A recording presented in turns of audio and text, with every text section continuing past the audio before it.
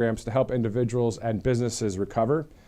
Federal funding will also be made available, we're told, to the Commonwealth, local governments, and certain nonprofit organizations. So that email coming in to us here at Right Side just this morning from the White House Communications Office in regards to the Kentucky flooding aftermath, which did claim the lives of nearly a dozen people there. So the federal government stepping in to help with anything when it comes to this disaster declaration.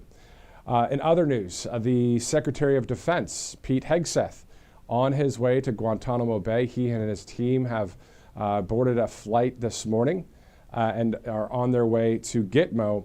Of course, that's where a number of illegal aliens and criminals, all the same in the sense, are being sent. So we'll see Pete Hegseth, the Secretary of Defense, who will be there at Gitmo. Latest on the confirmation process of cabinet members, 18 people are at their posts and already working in their respective departments. Still waiting on the delay to cease and for Elise Stefanik to be the U.S. ambassador to the UN, Linda McMahon to be the Secretary of Education, Lori Chavez-DeRemer to be the Secretary of Labor, and Jamison Greer, the U.S. Trade Representative. So 4 more posts to be filled. As we see those Senate confirmations and those Senate votes on the floor, we will bring that to you. Also, tomorrow, it looks like President Trump will hold his first cabinet meeting. So that's tomorrow. On Thursday, he'll meet with, I was debating whether to say this or not. He'll meet with Gavin Newsom, Keir Starmer of the UK. Not sure if you caught that, but very similar in political ways. We'll just leave it at that. So Keir Starmer of the UK will be here on Thursday. Also in less than 2 weeks, President Trump will address a joint session of Congress on March 4th. Also brought to you by RepublicanRed.com. All of these live reports and events that we'll bring you to here in just a few minutes. We thank the great Republican Red Winery. So just go to RepublicanRed.com. And you can use the RSBN promo code. A lot of great wines. There's actually a starter pack on there as well that you can check out, RepublicanRed.com. You see the Pinot Noir there, that special blend of a great wine there. I know that's actually a different thing. I think it says Republican Red on, it says blend on the bottle, but it's a Pinot Noir. So I have to fact check that one. But it's still a great wine, and so is the sparkling wine there. Wine for the right side, RepublicanRed.com, and use that RSBN promo code. All right, so it is 9:39 Eastern. If you're just joining us, I'm going to go over some of the programming notes again as we get more and more people that start to follow the live stream or tune into the live stream as we go. So we're going to start at the top in just a second, but at the end of the day, we may also have a soundbite from President Trump yesterday when he was speaking at that press conference in the East Room with the French President, Emmanuel Macron, of course. So if the director gives me the directive that we have that, we'll go to it. If not, we can continue on at now 9:40. Again, so this is going to be 2 various live elements today for you. One is the GOP Leadership Conference. The other is a committee on emerging global threats, putting America's national security first. Again, this committee on oversight and government reform has a lot of great America First, MAGA, like the real deal people that all of us are, right? The majority of this country. People like Paul Gosar, Andy Biggs, Byron Donalds, Eli Crane, MTG, and Brandon Gill, and others. So great to see a committee that has that kind of conservative star power, if you want to call it that, an all-star of people. Speaking of an all-star group, the cabinet that President Trump, of course, has picked, 18 people of these great people that are at their department positions. We're waiting on 4 more confirmations, but that's a great number of people in very, very powerful positions across our land. And we already know we have a great president and a great vice president who said about an hour ago on X, so much of the American diplomacy has become pure performance, an obsession with saying this or that. The reason the failed establishment hates President Donald Trump is because he chooses his words carefully and, more importantly, is much more focused on doing.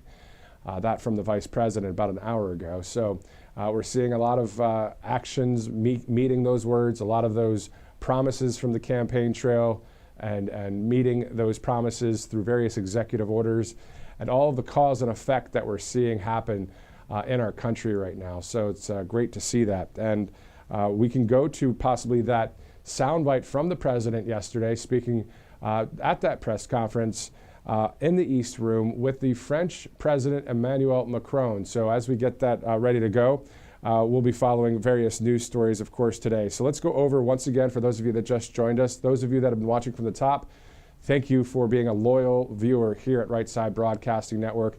We're all on the same team, especially those of you that have just watched Right Side Broadcasting Network over the years, all the rallies, all the remarks and speeches, and great moments as well.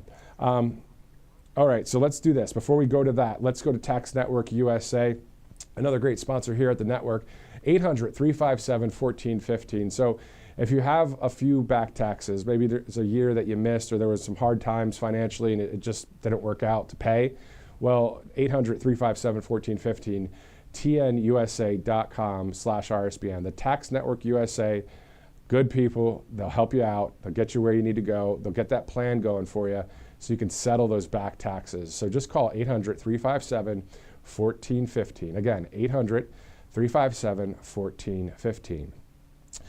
9:42 on this beautiful Tuesday, February 25th. You see the U.S. Capitol building there.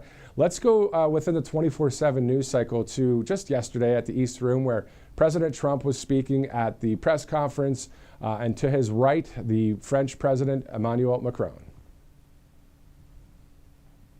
Elected by the American people to restore common sense to Washington and indeed to the world. And I believe strongly that it's in the best interest of the United States, the best interest in Europe, the best interest of Ukraine, and indeed the best interest of Russia to stop the killing now and bring the world to peace. My administration is making a decisive break with the foreign policy failures of the past administration and, frankly, the past. I ran against a very foolish foreign policy establishment, and their recklessness has led to the death of many, many people. Under our administration, we're forging a new path that promotes peace around the world. And when I left office for the first administration, first term, we had no wars, we had no problems. We didn't have October 7th with Israel. We didn't have Russia and Ukraine going at it. We didn't have the problems in other parts of the Middle East. We didn't have inflation. It was a whole different world. And you know what else we didn't have? Millions of people pouring through our borders, many of them criminals released from other nations and put right into our land, murderers and drug dealers, gangs. We didn't have any of that. It's a different time, but now we have it and we're fixing it. We'll fix it all up. We'll get it done as quickly as possible. And we've made a great deal of progress. People are saying it was the best month for a president in our country's history. I hope that's right, but I feel it's right. We've done a lot of things in a very short period of time, 4 weeks. Okay, so from just yesterday, as many of you watched that and maybe watched it on replay as well, President Trump speaking there alongside the French President Emmanuel Macron. So later this week on Thursday, Keir Starmer of the UK will be here. Plenty of opinions out there of the UK leader. That may be for another time, but that'll be a meeting on Thursday as the winning continues in Washington, D.C. So just to just set the schedule for the day, once again at 10 a.m., there will be a GOP leadership conference that we will go to live. And then following that, already in progress, will be a Committee on Oversight and Government Reform hearing. Today's topic is emerging global threats, putting America's national security first. Some great America First patriots on that committee. So later today, 1 o'clock Eastern time, will be the White House press briefing with the White House Press Secretary Carolyn Leavitt.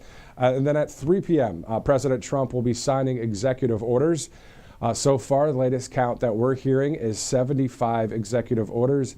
Again, that's quadruple the amount Obama did in the same amount of time and double the amount of Biden. Of course, Biden and Obama writing a bunch of EOs that were on the left side of the aisle, not good for the country. Well, now we're seeing the president take this time to right the ship and go in the right direction. All right, so mybrightcore.com/RSBN, another great sponsor at the network. So Kimchi One is that product you see on the right side of your screen there. That has, it's a probiotic. So Kimchi is a probiotic that does a lot of great things, the gut health, immune support, anti-aging properties. And if you purchase 2, you get 1 free by just going to mybrightcore.com/RSBN. Always great to see that, make that next step to making America healthy again. Again, Brightcore, it's the Kimchi One. That's the bottle there that has the tablets inside.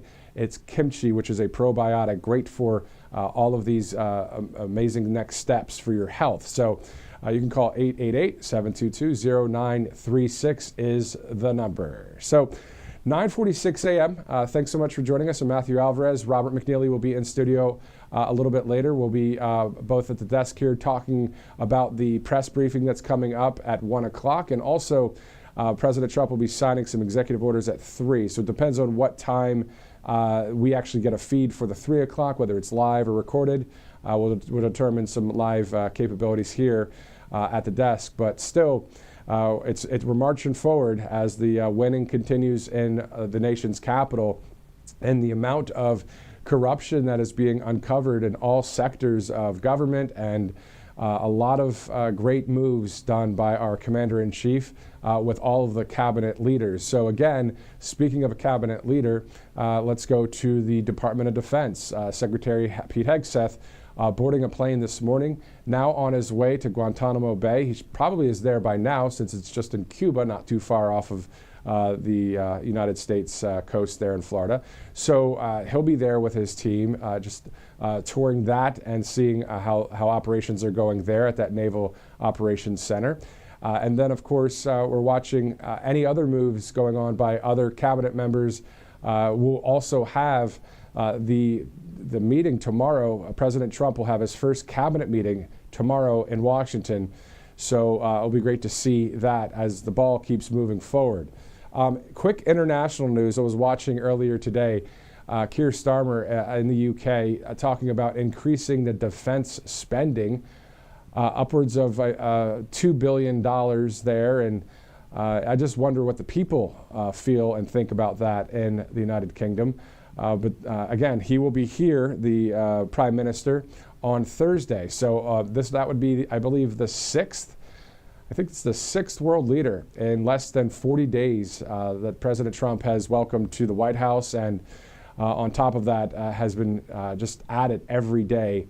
Whether, even if it's on a Saturday or Sunday. I mean, he spoke at CPAC on Saturday, then he's, at the dinner and reception with the Governors Association along with the First Lady. And then on Sunday, there's a few posts on Truth Social. I mean, he's always has the people in mind to get things done. And when he talks, the content that he's putting out there isn't just, hey, look at me. It's, hey, we got to take care of this. Let's do that. This is wrong. This is right. Let's go for it. And we're the ones that voted for him. And we want what he wants, because 9 times out of 10, everything we're looking at right now is something where it's to the next level for our country, for making America great again. So it's great to see that. All right, so we're about 10 minutes from the top of the hour. Let's go to freetrumpbook.com, freetrumpbook.com. You can go with Mike Huckabee, the great U.S. ambassador to Israel. He's the one that, of course, is in charge of freetrumpbook.com. He and his staff writing these great books there. So freetrumpbook.com, many different topics there as well. How about the courage of the president? And also the Kid's Guide to President Trump in general. And there's also other basics of our Constitution and our government that is great for the youth to learn, but really anybody to refresh on these great subjects. But also just to have a memorabilia. I mean, think about it. We're going to have 4 full years of the greatest president of our time, and also the George Washington of our time, Thomas Jefferson of our time. I mean, these things that are happening at rapid pace for the good of our country, this America Revolution 2.0 without any war, but with voting and with great moves and great things happening. So why not just get the book just to have one and to remember in 2028, 2029 and beyond how great this 2-administration presidency was and is for the American people. So go to freetrumpbook.com. get one today or get 5 or 6. I mean, there's a lot of topics on there. So we're about 9 minutes out from the GOP Leadership Conference. Also, if for some reason that is delayed at all, there's also a 10 o'clock Committee on Oversight and Government Reform happening. Again, today's topic is emerging global threats, putting America's national security first. So if for some reason that leadership conference is delayed, we can go to the committee and then we can possibly go back to the GOP leadership press conference. We'll just see how that plays out in the next 10 minutes or so as you are starting to, many of you are joining the broadcast right now as we are kicking off the day, Tuesday, February 25th. Again, 1 o'clock press conference at the White House press briefing with Carolyn Leavitt, and then at 3 o'clock President Trump signing some executive orders. And then tomorrow, the big story of the day so far is President Trump's first cabinet meeting. Then on Thursday, the UK Prime Minister will be in town in DC. We'll see how that meeting goes. It's going to be very interesting. A lot of different talking points out there, a lot of people saying different things, but at the end of the day, the UK, the United States have always been a friend and an ally.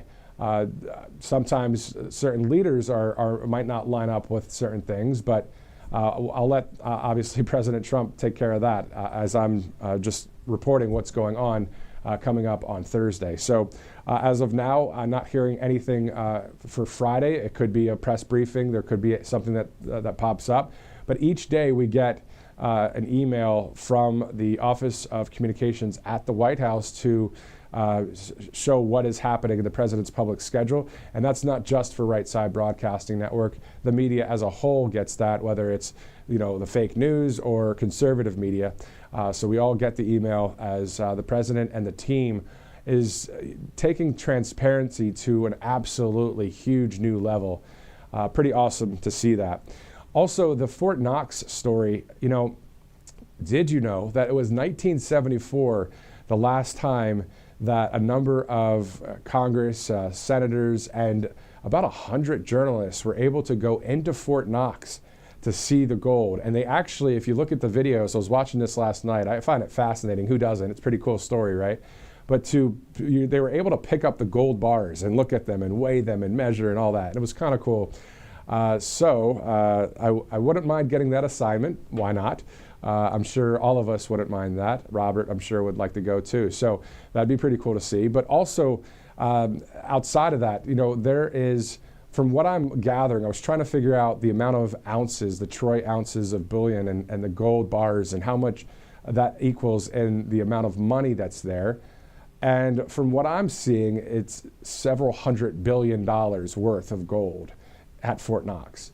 That's a lot of money. And as President Trump says, we want to go make sure and see if the gold is still there. And that'll be cool to see. Hopefully it all is. And we just get a cool visual of a lot of gold, a lot of money. And it's interesting, it's such high value gold, of course. And that reminds me of Colonial Metals Group, gold and silver, always a good place to go for a backup in gold and silver with Colonial Metals Group.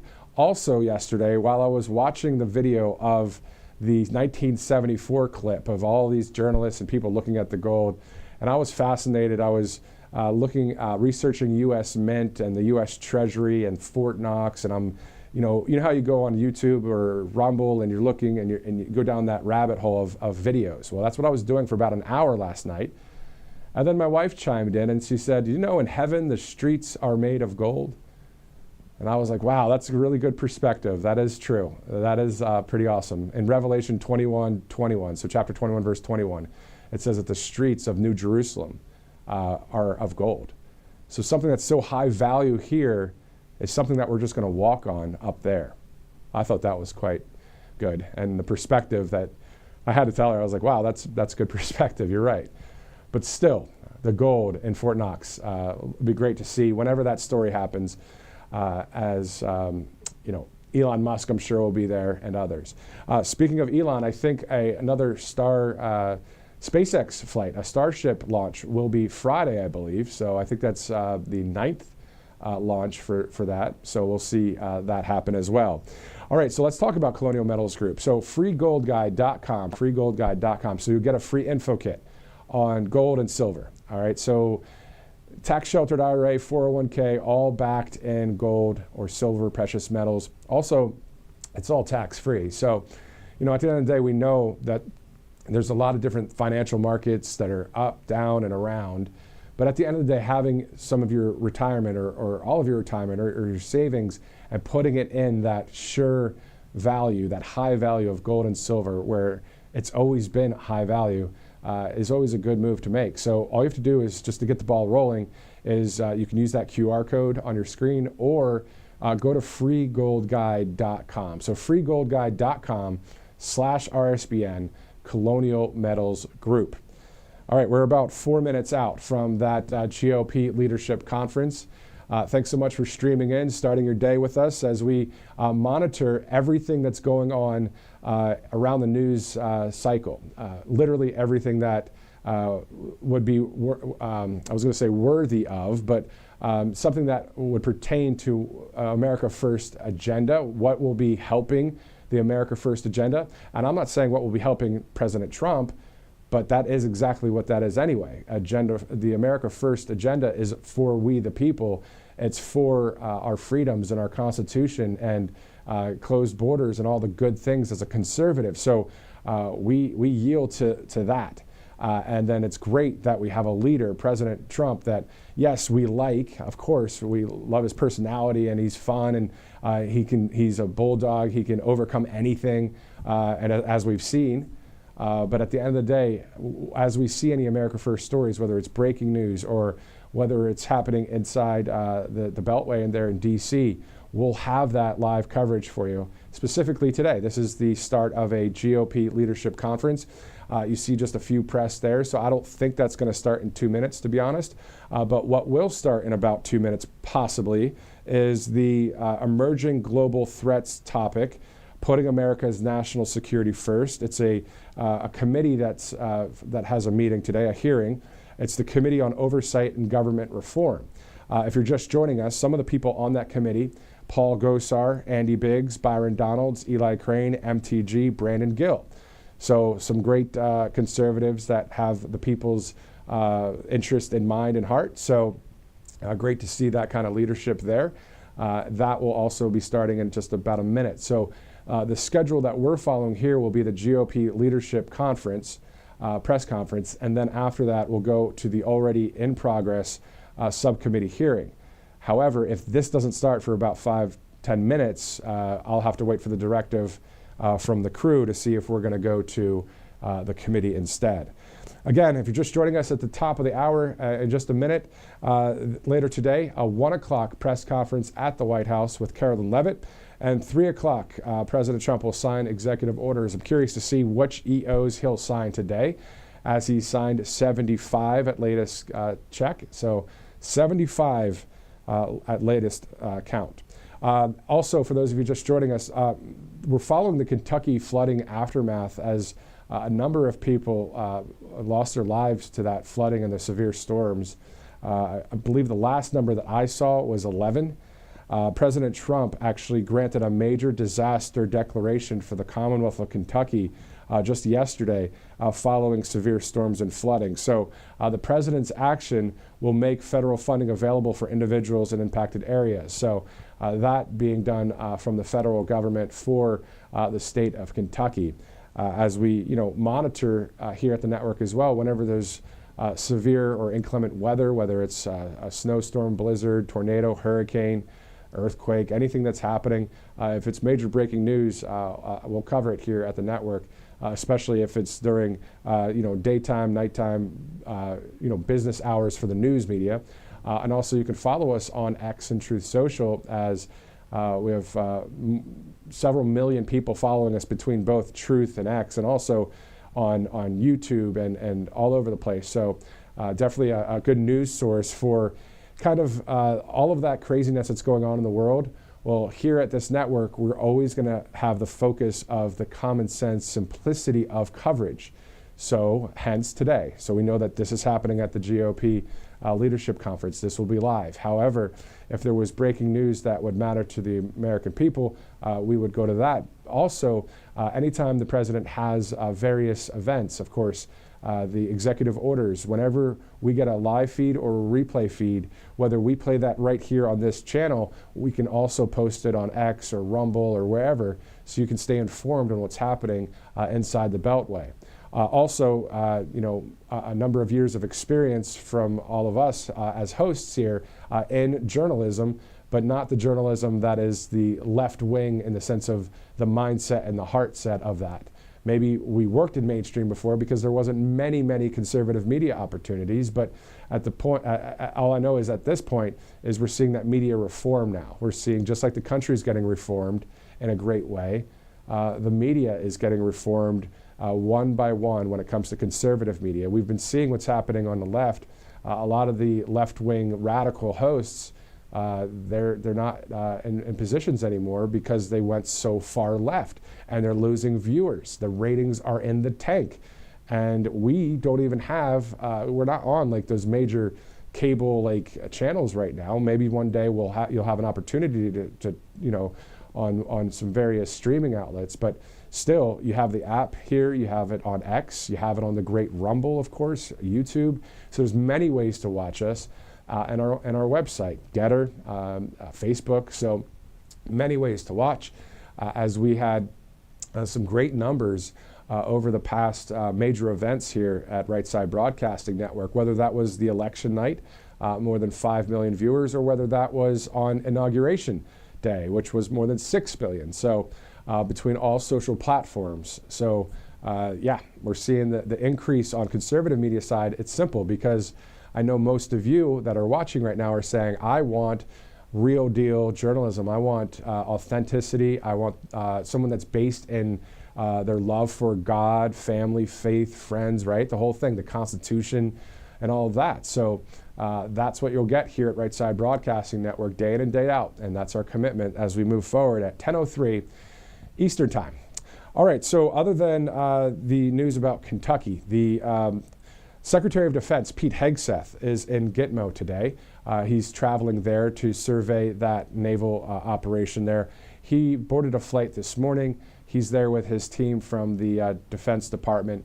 And I'm not sure how long he'll be there. He may be coming back tonight. I'm not sure, but I know he's going there today. Again, the latest on the confirmation process for the cabinet members. We're waiting for Elise Stefanik, Linda McMahon, Lori Chavez-DeRemer, and Jamison Greer to be at their various posts. Once that happens, it's 100% all systems go. But right now, we're seeing all systems go regardless because we have a lot of people in their positions, and the ball is already rolling by so many, including Doge with Elon Musk and the Secretary of Transportation, Sean Duffy, and Pete Hegseth, Pam Bondi, Kash Patel, now Dan Bongino, second in charge at the FBI, and also Kash Patel now getting sworn in as well as the director of the ATF, the Alcohol, Tobacco, and Firearms. So a lot of great moves happening right now across America. So it's good to report on good news. You know, a lot of times the mainstream media, they always want to report something bad or something negative. It's like, well, if there's something bad or negative to report on, okay, you have to do that if it's based in truth. But if it's positive things happening, it's okay to report that. They've just been lying the whole time, and I don't know if they know any other way. So, and I'm sure when Robert McNeely joins me here on set, he'll be echoing the same thing. We'll be talking about it together. So this is not just me just saying that, of course. All right, so looking at a number of other stories that are happening right now throughout social media. We're following a lot of those accounts that are on X, you know, the Department of State or the DOD or the White House or Carolyn Leavitt, the White House press secretary. DOD actually has now the rapid response page. So usually the White House, they have their rapid response page. Well, the Department of Defense, that's something that's pretty much unheard of. I don't think I've heard of a rapid response from the DOD. Well, that's what's happening, because they want to correct all of the false narratives happening. Maybe there should be a rapid response page for every department across America, because the left wing, again, they come in with their seed of a lie and they try and let that grow and spread, which is actual misinformation and disinformation. It's the real stuff. It's the fake stuff. And you know, you look at let's be real, you look at a lot of the left leading leadership out there. It's a lot of fakery going on. It's just a fraud. That's why there's so much fraud going on in the government from the past years, because of all that money being spent. It's just a fake. It looks all right on the outside, but on the inside, they're spending money on that is our dollars going to other countries and radical leftist agendas. So, and the majority of the nation, even Democrats and liberals, everyday Democrats and liberals, the people of this country are not that woke and radically left, in my opinion. I mean, I'm sure some Democrats out there, and they may not like Trump, but they're not saying they like all these extreme radical points. Maybe you do know some of those people, I don't know, but I just know that President Trump is the president of all of this country and working on unity for our nation to move forward to make it great again. All right, so it's 10:06 Eastern. We're seeing the press file in there on this Tuesday, February 25th. That'll be a GOP leadership conference that we'll go to live. This all brought to you by various sponsors, including angelpaste.com. So out of Spring, Texas, they hire military veterans. They have a great product that you see right there on your screen. That's the Angel Paste Miracle Cream.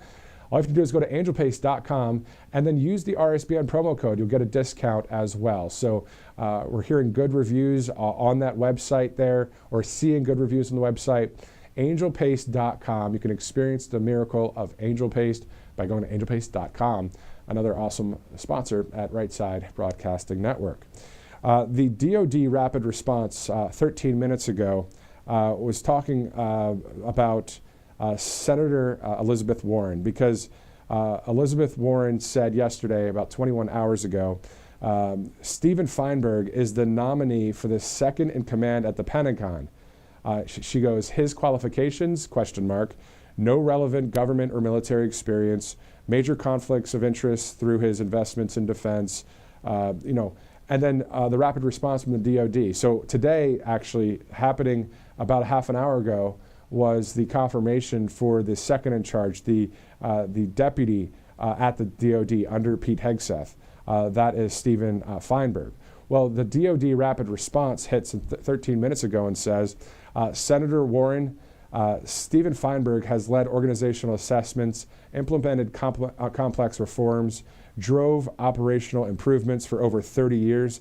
He specifically knows how to cut waste, which is a major asset to POTUS, President of the United States, of course, mission and the American taxpayer. So, that's right there in real time, the DOD rapid response. Again, it would be great to see a rapid response page, I think, from all the departments. But I think the White House has that covered, of course, with their great rapid response page on all of the lies and all of the things being drummed up. Now, the other story I was thinking about, and I think you guys, it's on your radar as well, is Mr. Crenshaw. Oh boy. That, if you didn't hear what the Representative Crenshaw said out of Texas about Tucker Carlson the other day, he was doing an interview with GB News, which is more right-leaning, Nigel Farage and that kind of thing, good stuff in the UK. The opposite of the BBC, and even further right than Sky News out there. But the point is, Crenshaw said some things that were very violent towards Tucker Carlson. So if you want to check out that, you can check out that clip. But that'll be interesting to see the developments there. And then I saw a report, I'm not sure if it's true or not, because I was looking at Tucker Carlson's page and I didn't see if he said this or not, but somebody said that Tucker is opening an interview opportunity for Crenshaw. So if you don't know what I'm talking about, all you have to do is go to your social media and type in Dan Crenshaw, Tucker Carlson. You'll hear the hot mic comments that were caught there by Crenshaw. Again, it's just terrible to hear Republicans that are establishment, that have no love for our country, and they are anti what Donald Trump is doing. So that's awful to see that. But anyway, so we're 10 minutes after 10, getting ready for that GOP leadership press conference. Thank you so much for joining us here on Right Side Broadcasting Network as we get ready for a number of events later today as well. We do know that there will be a 1 o'clock press briefing with the White House Press Secretary Carolyn Leavitt, and then at 3 o'clock, President Trump will sign some more executive orders. Some more participants at this event later include, or actually this GOP leadership conference includes Speaker Mike Johnson, the House Majority Leader Steve Scalise, the House Majority Whip Tom Emmer, and the conference chairwoman Lisa McClain out of Michigan, and also Tim Moore out of North Carolina. So that's who you'll see here. And thanks to our COO on the info on that as we get ready to see this leadership press conference at any minute now. Also, right after this, we'll go to that committee that I was talking about earlier at the top of the broadcast when it comes to the emerging global threats topic, putting America's national security first. This is a committee on oversight and government reform. So that will be already in progress. As soon as this press conference ends, we'll take you right there. And I think what we'll do today is, as soon as this press conference ends, we might just go directly to that committee. So, or if I get the directive that I'll be here on set to share with you to bridge that gap, we can do that. But I definitely don't want to miss too much content here. So as soon as that leadership conference is over, we'll go to that committee hearing, again with Paul Gosar, Andy Biggs, Byron Donalds, Eli Crane, MTG, Brandon Gill, and the list goes on there. So if you're just joining us now, thanks so much for watching Right Side Broadcasting Network. It's 10:12 Eastern Time on Tuesday, February 25th. It looks like the press is ready to go there in Washington, D.C.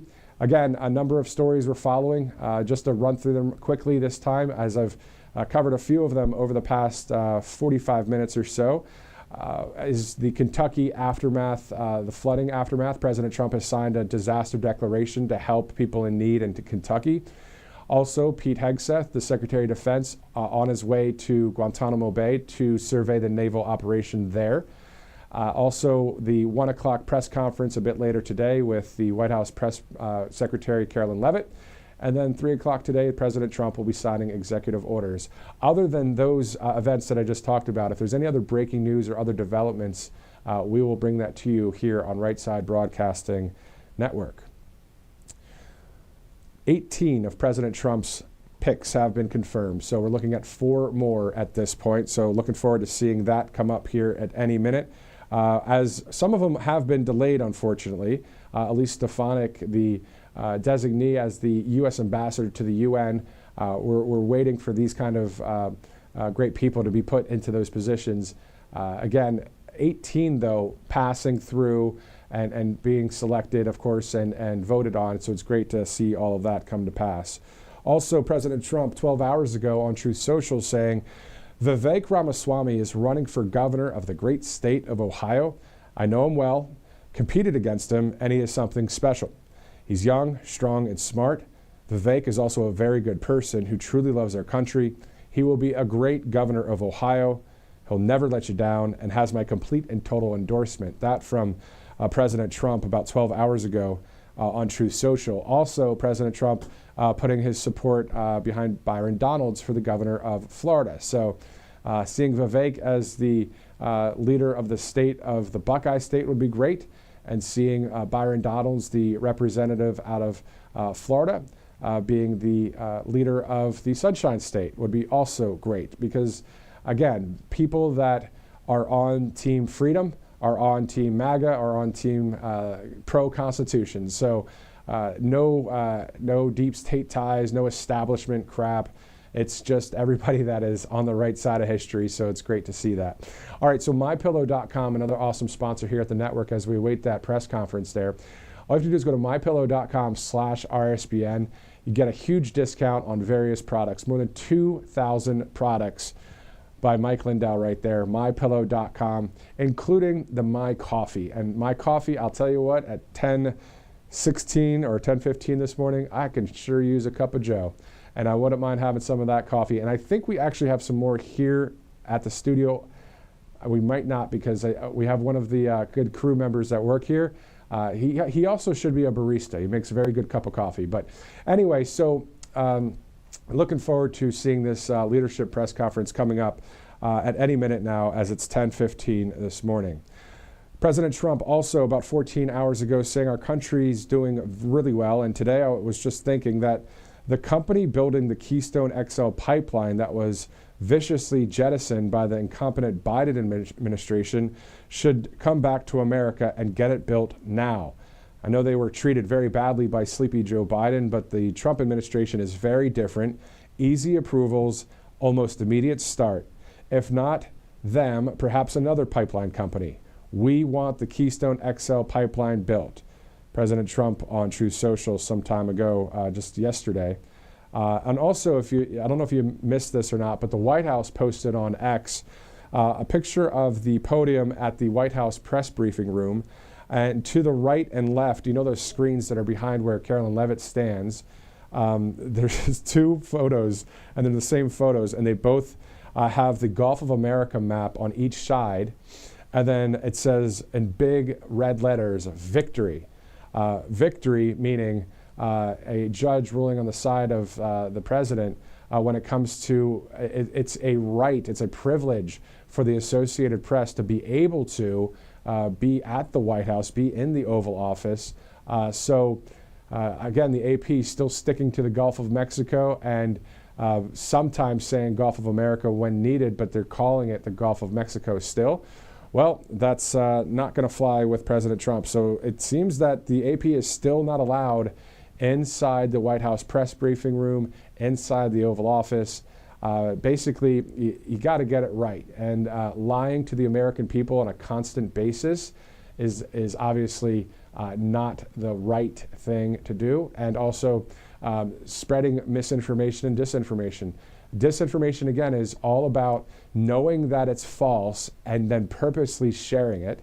Misinformation is basically a mistake. So if you honestly make a mistake and you say it was 27, X, Y, and Z, but it was actually 37, okay, it's misinformation. It was a mistake.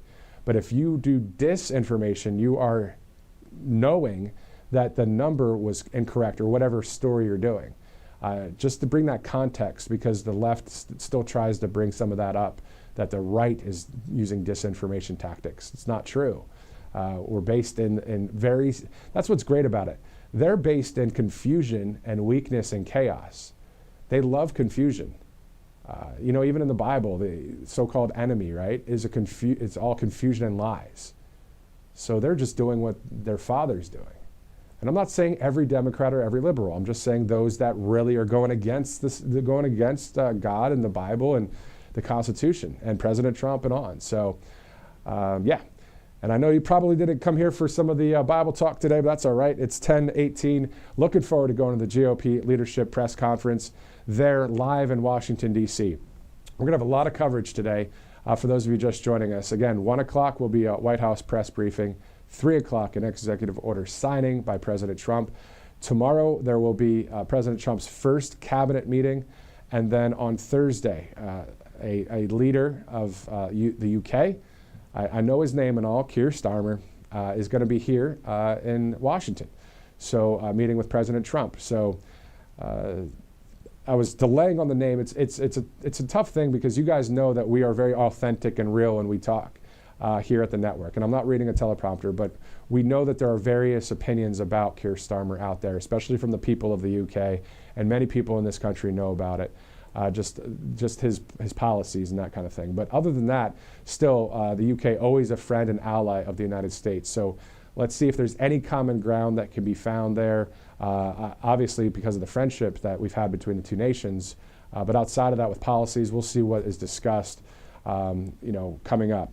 I did see a report out of the New York Times earlier, and I don't read the New York Times. I just was scrolling through and I was typing in the Keir Starmer and President Trump visit and on DuckDuckGo, and I found a headline from the New York Times. It said, "How can Europe talk to Trump? ? Flatter than gently resist."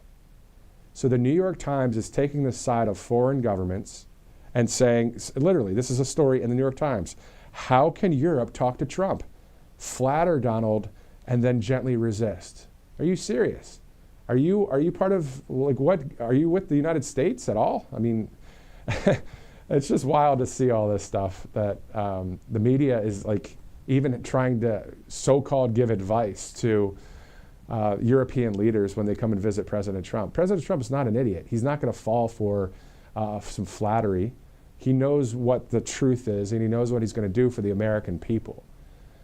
So I'll be interested. I think we're all interested on Thursday when Keir Starmer is in the White House. We'll see how that interaction is. But President Trump is slick and smart, and he's the one that was able to shake the hand of the North Korean leader and walk into the demilitarized zone. The first president to ever walk from South Korea across the border to North Korea. He's the president that's going to meet with Vladimir Putin soon, according to his words, President Trump. He's the one that already met with Vladimir Zelensky. So he knows how to meet with regardless of political ideology or what side of the aisle, he knows how to get the job done. I'm wondering if he's had a phone call yet with the Chinese leader. I mean, just to see any common ground, to best interests in mind, that kind of thing. So when it comes to simply America first priorities. Anyway, all right, so 10:21 Eastern time. The GOP leadership press conference slated to start at 10 o'clock, but obviously a bit late, but that's all right. We'll be going to that here soon.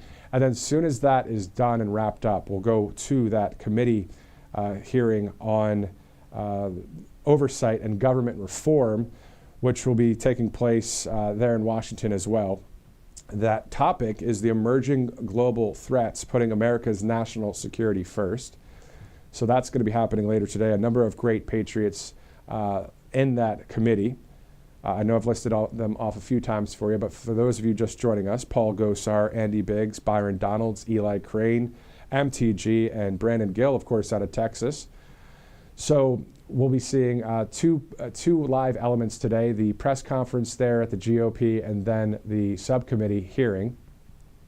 A bit later today, if there's no breaking news from the end of these morning segments, then the next time you'll see us live will most likely be at about 12 or 12:30 Eastern as we get ready for the 1 o'clock press briefing at the White House.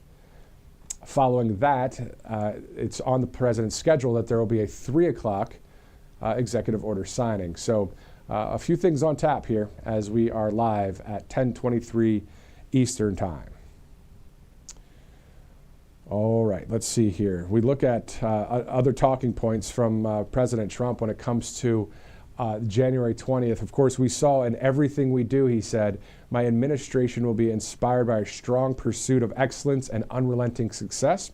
We will not forget our country, we will not forget our Constitution, and we will not forget our God. So we're seeing that as the main message, of course, from the president as well through this second administration, as we have many years yet under President Trump, and looking forward to 2026 in July, where we'll have the huge 250th birthday of this country in Iowa at the Iowa State Fairgrounds. What a great day that will be some time from now, but still looking forward to that as well. So we'll be following all of the latest news here at the network. Those of you watching right now, if you'd like to put in the chat where you're watching from, which state, we will gladly give you a shout out here on the network as we're watching and waiting for this GOP leadership conference. Again, we will have a lot of live coverage later today here at Right Side Broadcasting Network. So I'm still waiting to see if anybody states the state that they're watching from. It's a little bit of a delay once you guys hear what I'm saying here. But in the meantime, I'm seeing something saying free Tommy Robinson in England. That's interesting too. Somebody that is definitely voting for and supporting freedom. All right, so the amount of states that I'm seeing Southern California, Idaho, South Carolina, New Jersey, Highland, Indiana, Virginia, blessings from Ohio, Pennsylvania, North Carolina, New Hampshire. This person from Connecticut says Corrupticate, Rhode Island, watching from Kentucky, Wyoming, Missouri, Oregon, Florida, Ohio, Arizona, West Virginia. Oh man, this is great. Alabama, they're Philadelphia, Pennsylvania, Missouri. I've never done this before. I've always wanted to see like what states everybody's watching from. So it's awesome to see that. Okay, that's on YouTube. Let's go to a great place to watch. Let's go to Rumble right now and see what people are saying on Rumble as well, as we await this GOP leadership press conference live here at Right Side Broadcasting Network. So let me get to the list of people here in Okay, so on Rumble, we're looking at Central Illinois, Florida on the Gulf of America, California, New York, Pennsylvania. Hello from St. Louis, Missouri. I'm seeing Alaska, Colorado. This is great. I'm hearing somebody say Taxachusetts instead of Massachusetts. Upstate New York. This is great. I'm going to go for it. Tampon Timmy's, Minnesota. Tennessee, Central Iowa, Arkansas. All right, there you go. So I did that just for fun there, obviously stretching a little bit here as we're waiting for this GOP leadership conference. But still, though, at the end of the day, this is what it's about. All of you guys that just said what states you're watching from, thank you so much for live streaming in as we have a lot of news here on Right Side Broadcasting Network today. Okay. Okay, the producer is speaking in my ear. Go ahead, sir.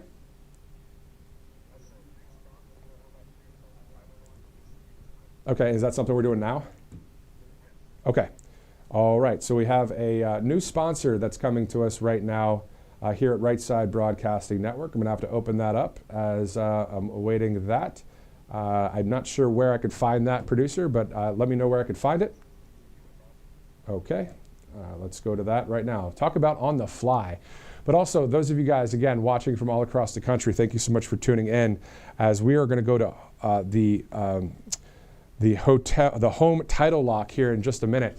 Now, I can't open the script, guys. I have to type in my email and password and all that. So we're not going to be able to get to that unless you can screenshot the sponsor script to me. But meantime, of course, 10:27. So it's the bottom of the hour here on Right Side Broadcasting Network. This is RSBN Live.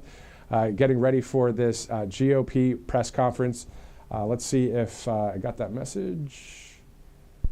And yeah, it's not going to come in at this point. All right, so 10:30 as we've been monitoring a lot of the news, of course, going on. Everything from the Secretary of Defense, Pete Hegseth, who also is at Gitmo today, along with his other people at the Department of Defense. Why don't we do this, Director? Let's go to the soundbite from President Trump just yesterday speaking alongside the French president. And as we do that, I can figure out the sponsor script so we can do that next. Okay, he's telling me give him 30 seconds so we can do that. And I got to stretch again. Here we go. You guys ready? 10:28 Eastern time, of course. We see that might be right there talking about the southern border. We'll see what happens at the GOP press conference. Let's go to that soundbite from just yesterday. Elected by the American people to restore common sense to Washington and indeed to the world. And I believe strongly that it's in the best interest of the United States, the best interest in Europe, the best interest of Ukraine, and indeed the best interest of Russia to stop the killing now and bring the world to peace. My administration is making a decisive break with the foreign policy failures of the past administration and, frankly, the past. I ran against a very foolish foreign policy establishment, and their recklessness has led to the death of many, many people. Under our administration, we're forging a new path that promotes peace around the world. And when I left office for the first administration, first term, we had no wars, we had no problems. We didn't have October 7th with Israel. We didn't have Russia and Ukraine going at it. We didn't have the problems in other parts of the Middle East.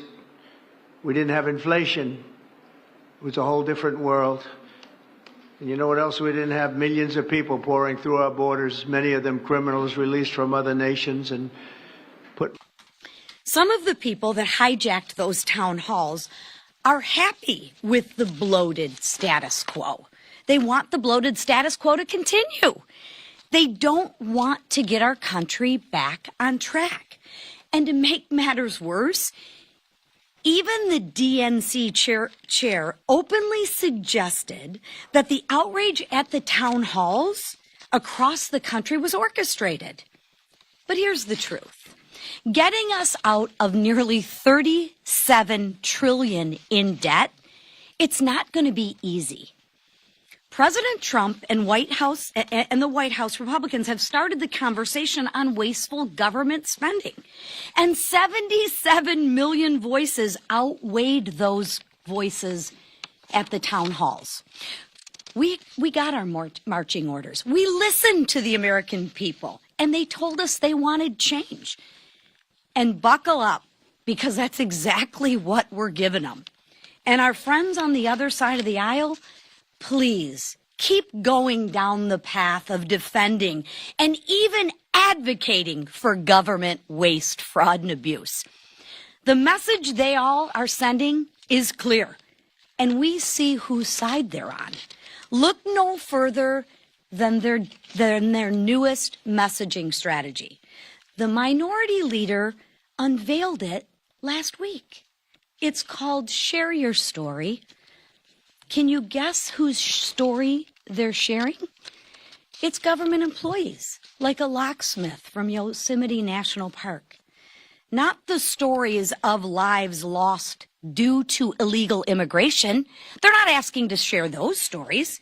Not the stories of innocent lives that were lost due to fentanyl that came from across the border. Not the stories of hardworking Americans struggling to make ends meet. Democrats are sharing the stories of government employees. And this sad attempt of fear-mongering that makes Democrats look even more deranged. It is absolutely insane that they think making government work more efficiently is a bad thing. Remember that government efficiency is a constitutional crisis in the Democrats' minds.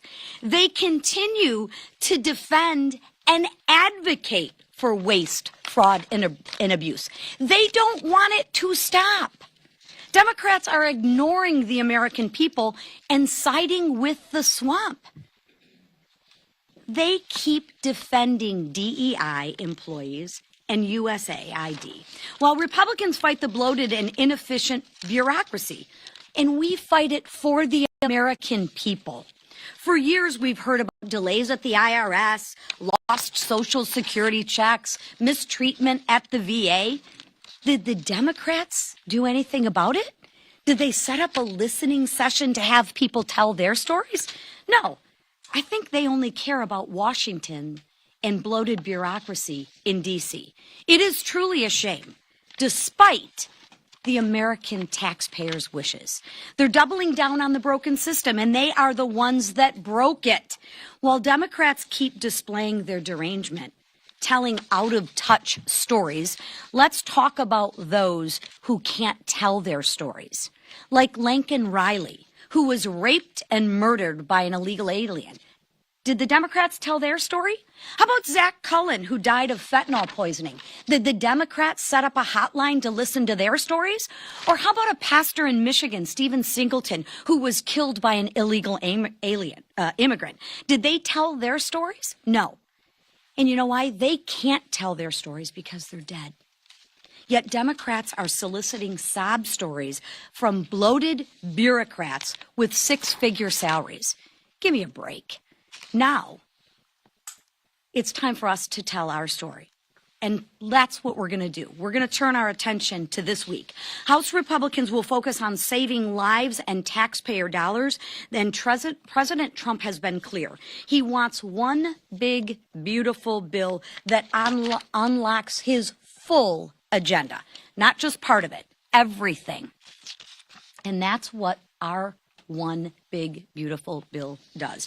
This week, House Republicans will take the next steps in the process to deliver President Trump's full agenda.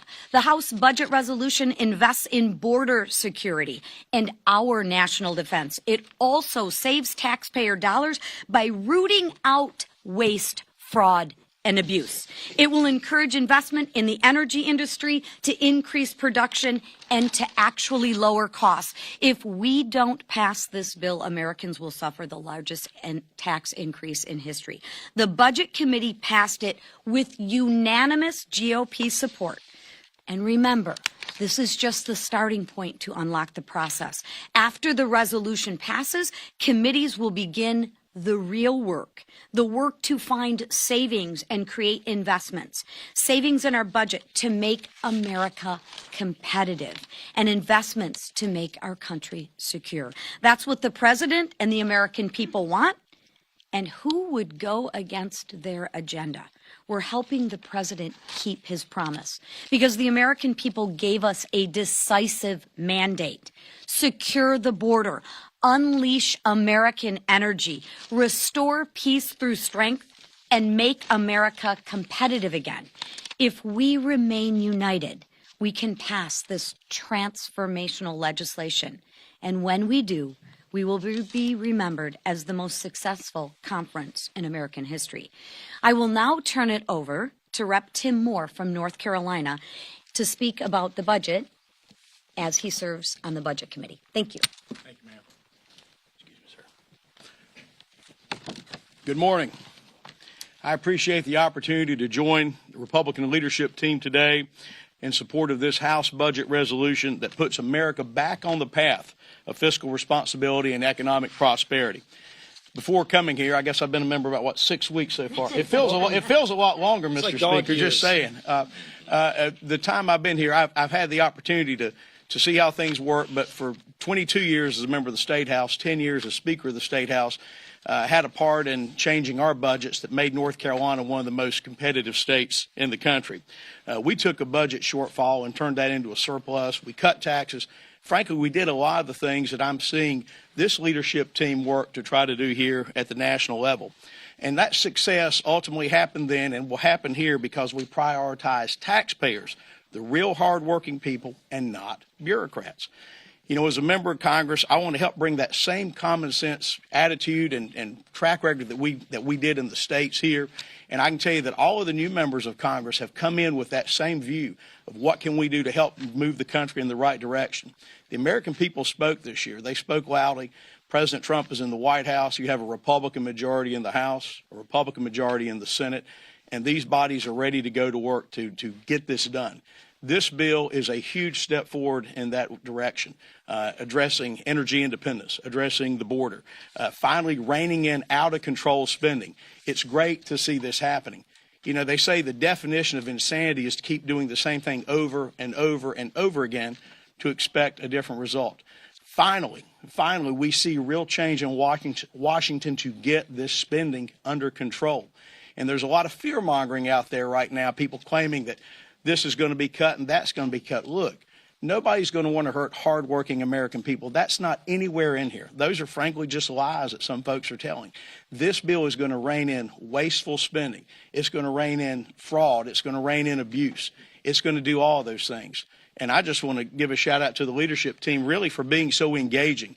I can tell you as a new member of Congress that every member has been invited to be a part of this process. We've had weeks and weeks and weeks, I believe, of the listening sessions, being fully briefed. And I can tell you that Chairman Arrington on the Budget Committee really worked very hard to reach out to everyone to make sure everyone's voices were included. So I'm proud to be here with the leadership team today and proud to be in support of this budget bill. Thank you. Good job. On November 5th, 77 million Americans gave Donald Trump a mandate to deliver on our America First agenda. Americans voted to secure our borders, unleash American energy, grow the U.S. economy, and bolster our great military, and prevent the largest tax hike in American history. They voted to make America great again by reversing the damage Joe Biden and Kamala Harris did to our country over the last 4 years. And House Republicans have put forward a budget that establishes a clear path to do just that. Now is the time to act and get a budget over to the Senate. And it's important to remember that our budget resolution merely unlocks the opportunity for committees to begin drafting legislation. That is where the real work is going to begin. So I'd caution the media against echoing Democrats' hysteria on where savings will come from. Our budget resolution is a blueprint to save America and rein in reckless and wasteful spending while delivering on President Trump's campaign promises. We have been given a historic opportunity with a Trump trifecta, and every member of our conference plays an important role in ensuring that we get it done. This is our moment. Now it's time to go out there and do it. And I turn it over to our majority leader, Steve Scalise. Thank you, Whip. It's a really important week. When you think about what we've laid out in our agenda, the culmination of months of work has gone into what we are doing this week to finally start delivering on the mandate that President Trump, House Republicans, and Senate Republicans were given by voters across the country in November. Voters said they want a secure border. We deliver in this budget that we're going to pass this week. Voters said they don't want a tax increase. And believe me, that was on the ballot because Donald Trump said, I want to keep the 2017 tax cuts in place. We don't want an increase for anybody, and we want to build on it. He added more things. Kamala Harris said she wants those tax cuts to expire, resulting in a multi-trillion-dollar tax increase on the American people. The voters decided very clearly with President Trump they don't want that tax increase to hit. We deliver that in this budget. The American people said in November they want more American energy to be produced. We deliver in this budget, and we do a lot of other things too. But it all starts by getting this budget passed. And so as you watch this process start, you would think the Democrats would want to be joining with us in recognizing that the American people asked for all these things that we're going to be doing. But what are the Democrats doing? They're all going to vote no. Every Democrat will vote no on this budget. Now, they're not going to go to the American people and be truthful and say why they're voting no. They want Washington to keep more of your money so that you don't get that money back. They want a multi-trillion-dollar tax increase. They said it during the campaign and they lost, but they still want that tax increase, so they will all vote no. They don't want a secure border. They said it for the last 4 years. They still haven't accepted the results of the election. So what do they do if they can't deal with the truth? They've got to lie. Just listen to what you've been hearing the last couple of days. Some of you have even been reporting it. I'm going through the budget. This is the House Republican budget that was passed unanimously by Republicans. Every Democrat voted no. Go through this entire bill. Do you know that for every Democrat talking point where they talk about the horrible things that this budget's going to do, they talk about Medicaid cuts. Everybody's going to be thrown, according to Democrats, into all these horrible situations. There's only one problem. The word Medicaid is not even in this bill. This bill doesn't even mention the word Medicaid a single time, and yet all Democrats are doing is lying about what's in the budget because they don't want to talk about the truth of what we're voting to start. We're voting to start a process. This doesn't end the process. This allows 11 committees in Congress to go an open view on C-SPAN, to have hearings in March where you can all watch, you can all hear the debate, you can watch the amendments fly back and forth, where we're going to be debating how government can work better for the people of this country, how we will deliver as Republicans on the promises that were made and the mandate was given by the voters in November. And Democrats are against all of that. And so instead of just sitting back and licking their wounds that they're completely out of touch with the American people, their only choice is to resort to lying about what's in this vote today. There is no Medicaid in this bill. There are no Medicaid cuts in this bill, yet that's all they're saying. They're talking about millionaires and billionaires. Now they're just talking about Elon Musk. Democrats are so infatuated with Elon Musk that they will vote against low tax rates for hardworking middle-class families. Do you know that the last time we checked, Elon Musk does not work for tips? But you know who does? Millions of hardworking Americans that will get the no tax on tips promise that President Trump made that we will deliver on, starting with the passage of this budget. Millions of Americans will benefit from that provision that we're going to add into our reconciliation bill. Do you know the average pay for a tip worker in America? The average pay is $32,000.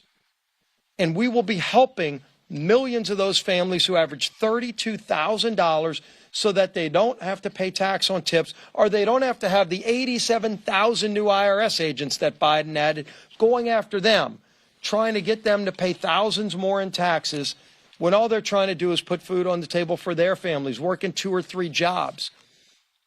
Again, that's not Elon Musk we're talking about.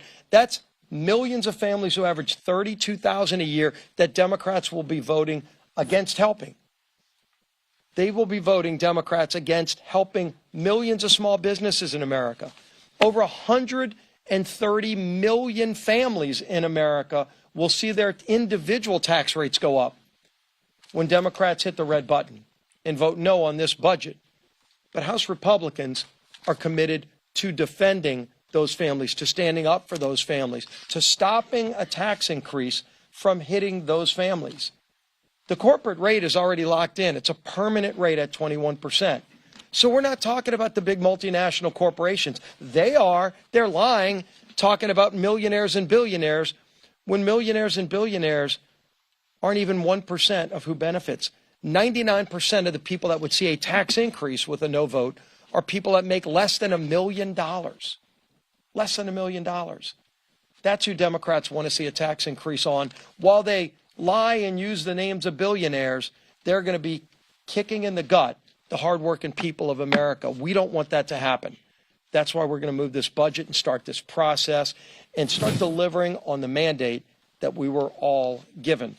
And the man who's been the most patient person I know, listening to everybody who's got every issue, and I know a lot of you are saying, oh, gee whiz, do you have the votes? Are you going to vote? And, you know, I've heard this guy's a no. Every big vote we've taken, and I've been the whip before, I've been the minority whip, majority leader.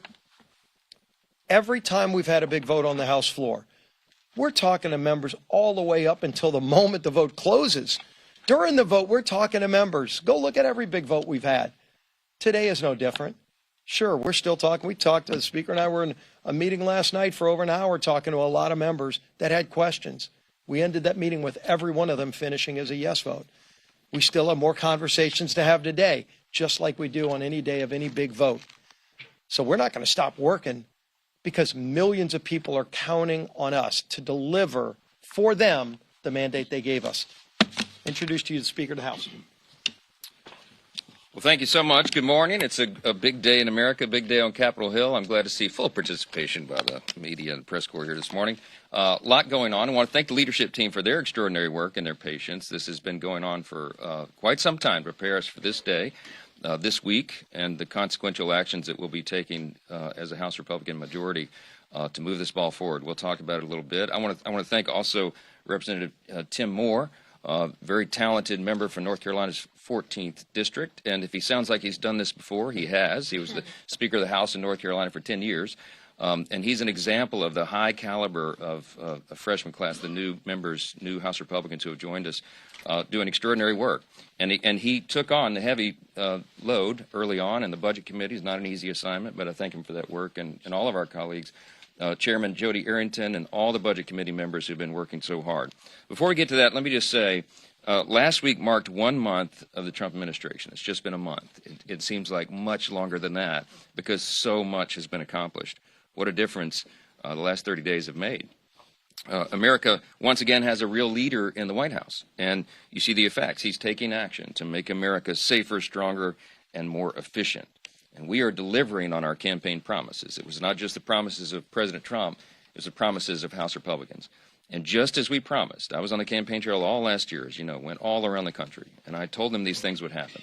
Just as we promised, by using his executive authority and instructing federal agencies to follow the law, illegal border crossings are now down dramatically. And you've heard some of the numbers. Illegal alien encounters are down 87%. Known gotaways are down 93%. This is what real leadership looks like. And deportations of violent illegal aliens are well underway, as you know. In other areas, just as we promised, on the world stage, America is showing strength again. We maintain peace through strength. That's a core principle of our party. President Trump understands that. He more than understands it, he acts upon it. Before he even took office, he secured a ceasefire agreement and a return of hostages in Gaza. Colombia quickly reversed. They reversed their course, and they vowed to accept citizens who were in America illegally from that country. Canada and Mexico quickly agreed to bolster their border security. Canada now has a border czar, and they're going to help us make sure that fentanyl doesn't flow over that border. Just as we promised, President Trump is making transformational change to the bloated federal bureaucracy. Every single person understands the government is too big, it does too many things, and it does almost nothing very well. We've got to fix that, and we will. The DOJ auditors are doing work that Congress has not been able to do because we could not crack the code. We could not get inside these agencies to get the very important information that we have long needed. But they have found tens of billions in waste, fraud, and abuse, and it's only been a month. That process continues. Just last week, DOJ uncovered a $2 billion grant to a Stacey Abrams-affiliated group that only had $100 in their bank account, a cheap website, and zero experience in managing energy projects that was the subject of that grant.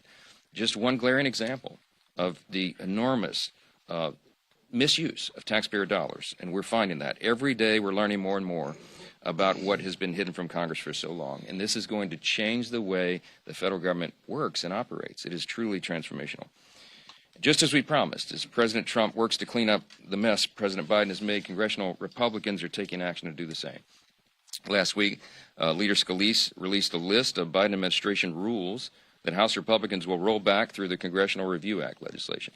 This week, you're going to see that. You heard a little bit about it. We'll focus on the EPA rule. This EPA rule imposes a significant fee on methane emissions from oil and gas, natural gas facilities. And what the effect of that is that it raises prices and it reduces energy production, domestic energy production. It makes no sense. We'll also roll back a Department of Energy rule which effectively bans certain natural gas water heaters from the market. Democrats, rather bizarrely, chose home appliances as their target of their Green New Deal agenda. And House Republicans will stand up for consumer choice and common sense and overturn this rule. Not only are we taking action to roll back Biden's agenda, we're also working to codify President Trump's agenda. We can't allow a future administration to unwind all of these important reforms.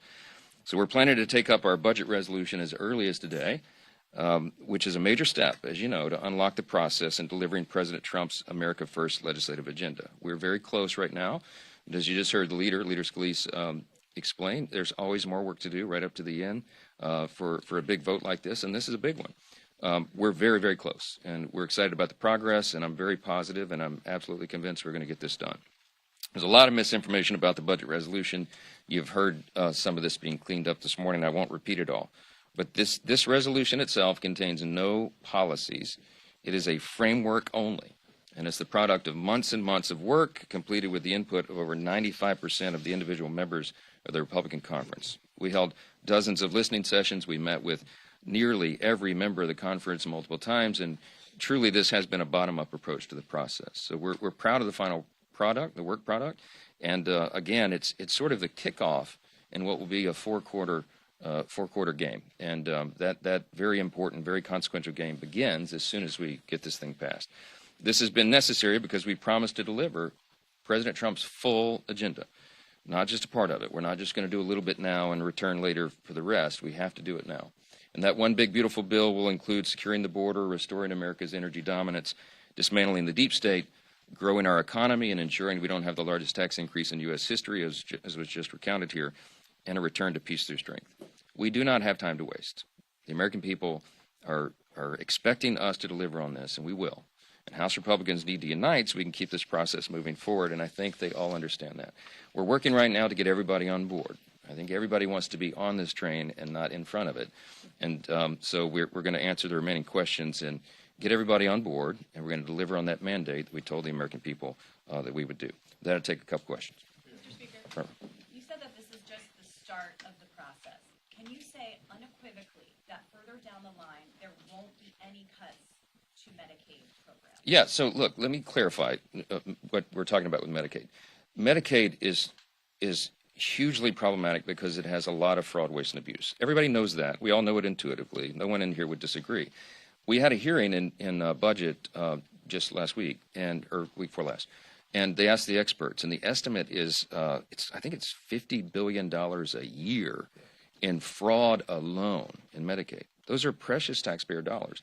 Everybody is committed to preserving Medicare benefits for those who desperately need it and deserve it and qualify for it. What we're talking about is rooting out the fraud, waste, and abuse. Every taxpayer, it doesn't matter what party you're in, you should be for that because it saves your money and it preserves the programs so that it is available for the people who desperately need it. That's what we're about, and that's what you're going to see happen. We want to make sure that illegal aliens who do not qualify are not on the rolls, and we know that they are in many places. We can achieve a lot of savings with that.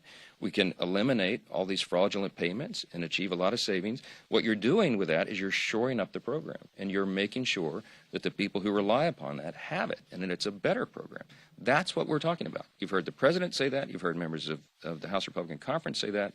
And no one else has said anything else, except the Democrats who have ads out that are lying about the intention here. That's the fact. The leader just held up the resolution. Do a word search for yourself. It doesn't even mention Medicaid in the bill. So that's the important part. To clarify, some of the savings will have to come from Medicaid. I just explained those categories of savings. I just explained that. So watch how the process plays out over the coming weeks, and you'll see what we're talking about. Yeah. Thank you, Mr. Speaker. Should Elon Musk allow President Trump's cabinet picks to make their own decisions on personnel? I'm not going to tell the executive branch how to operate. I've got enough to handle over here in the legislative branch. But I will say that I think the vast majority of the American people understand and applaud and appreciate the DOGE effort, the goal to scale down the size and scope of government. Our party is committed to that as a core principle. We always have been. And the reason we're excited about what Elon Musk and the team at DOGE are doing, the end result of that is going to be achieving the goal that we've always had, and that is to make government more efficient, just as the name of that operation and that project implies. And if we can save $1 trillion in fraud, waste, and abuse, which Elon has said in recent weeks and told me in his office a couple of weeks ago, he thinks it's very possible this year to identify and eliminate $1 trillion of waste of your taxpayer dollars. You ought to be standing up and applauding that, and we all do. Yeah. On immigration, President Trump has long said that he wants to help the dreamers. What is the Republican, the House GOP conference plan to do that? Will dreamers be part of the budget reconciliation? Yeah, well, you can't do big policy changes in reconciliation. As you know, it's limited to what you do with the budget itself. But there's lots of talk about big changes to immigration policy. I came off the House Judiciary Committee before I was Speaker of the House. For almost 8 years, I served there. And when in my first 2 terms, we worked really hard on comprehensive immigration reform. And I learned firsthand how difficult and complex that is. So there'll be a lot of thoughtful discussion about that. We're not on those issues right now, but it will come, I think, later in this Congress, because we understand the immigration system has been broken. Securing the border was the first and most immediate priority of the American people, and that's what's happened here. The president has done it with executive orders. We now have to codify that. When we get to that, then we'll be addressing the rest of the issues. Yes, ma'am. Yeah. President Trump called Zelensky a dictator and has falsely claimed that Ukraine was responsible for the war that Russia started with its 2022 invasion. You guys were off when he made those comments. I haven't heard you respond, especially to the dictator comment. And I wanted to know what you think of Mr. Trump's comment, and also how the administration's position on Ukraine. Have you rethought your move to bring Ukraine aid to the floor last year? Well, yeah. So the supplemental last year was to put Ukraine in the position where they are right now, to be in a posture where a peace negotiation could take place. I said for more than a year on the campaign trail that I knew that when President Trump was elected, he would be the changing agent. He would be the force who could come in and move both of those parties to the table to negotiate an end. Everybody in the world wants an end to this war. We need to restore peace there. President Trump is fiercely committed to that. Now, he operates in a certain way. He is a great deal maker, as everyone will have to acknowledge, whether they like it or not. He wrote the book, The Art of the Deal, right? And I think of this, I liken this to my former law practice, where we would be engaged sometimes in arbitration or mediation between 2 parties that were at war, metaphorically. And when you begin an arbitration proceeding, you don't bring both parties into the meeting for that first table set, because they're at odds, right? That wouldn't be productive. So you begin by meeting individually with the 2 parties. That's what President Trump is doing right now. It's very logical if you stop and think about it. He's met with the Russian side, with Putin's side, through his representatives there, and he's spoken to Zelensky. He's speaking to both parties to set the table, so to speak, for what that negotiation is going to be. This is very productive. He is the only person on the planet who has the ability to make that happen. You have to give the president room to work. His language and his actions and his decisions shouldn't be second-guessed step by step.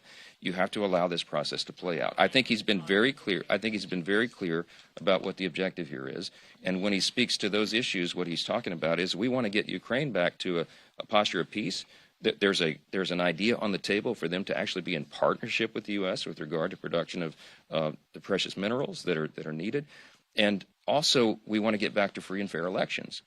There, just as we fight for here and we fight for around the world. I think those things are all consistent, and I think President Trump is moving the ball forward in a way that all of us should applaud. Back, third row. Yes, sir. How do you respond to critics like Tom Massey who have argued that this budget resolution will make deficit worse, not better? And are you committed to having a vote today, or is that potentially going to get delayed? Yeah, so the budget resolution itself doesn't do any of that. The objective and our commitment has always been deficit neutrality. That's the goal here. If we can reduce the deficit, even better. But here's another thing everybody needs to consider. Not only are we working to find savings for the American taxpayer, to find a better, more efficient, more effective use of their dollars, which we are morally obligated to do, we also have a moral obligation to bend the curve on the debt. All of your children, all of our children and grandchildren are going to be saddled with the debt that we are spending right now. It's $36 trillion federal debt. The deficits have ballooned. We have to change that trajectory. Now, you don't turn an aircraft carrier on a dime. It takes miles of open ocean to turn an aircraft carrier because it's such a large vessel. I think the metaphor is obvious here.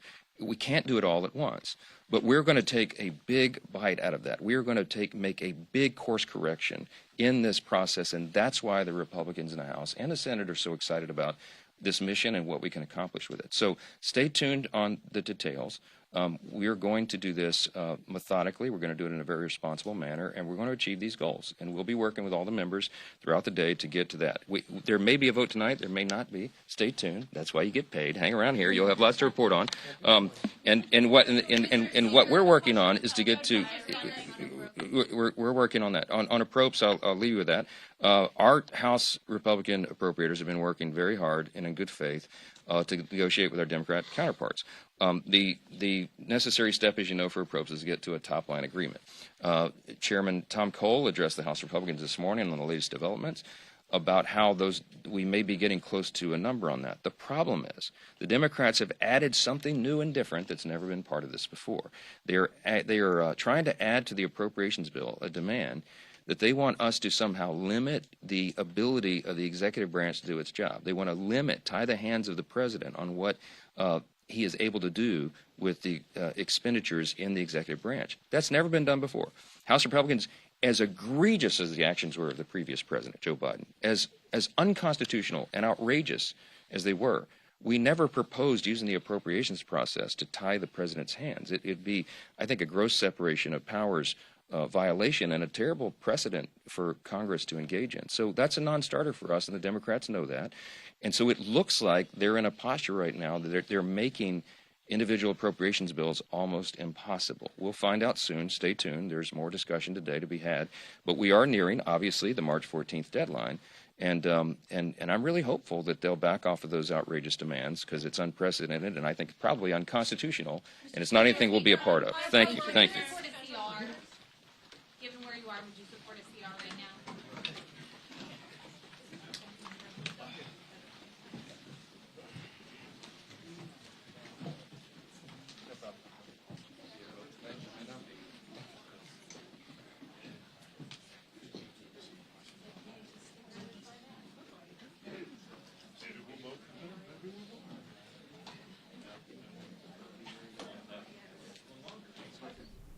Okay, so watching live here on Right Side Broadcasting Network. This all brought to you by Home Title Lock. We're going to go to our next program in just a second. Did you know that actually scammers can literally steal your home right out from under you? So there's information right there on your screen about this great product. The FBI calls it house stealing, and it's a growing real estate scam targeting American homeowners. Here's how it works. We're told criminals forge your signature on one document, use a fake notary stamp, pay a small fee, and file it with your local recorder's office. And just like that, your home title has been transferred out of your name. Then they can take out loans using your equity as collateral or even sell the property behind your back. And you won't even know what's happening until you start getting collection or foreclosure notices. So let us tell you about this. When was the last time you checked your home title? If you're like many people out there, the answer is never. And that's exactly what scammers are counting on. That's why we at Right Side Broadcasting Network trust and have partnered with Home Title Lock. Their $1 million triple lock protection helps keep your home and equity safe. So here's what you get. Immediate 24/7 monitoring of your property. Urgent alerts if there are any changes. And if fraud should happen, their U.S.-based restoration team will spend up to $1 million to fix the fraud and restore your title at no additional cost. Here's the best part. We've teamed up with Home Title Lock to give you a free title history report so you can find out if you're already a victim and can access your personal title expert, a $250 value just for signing up.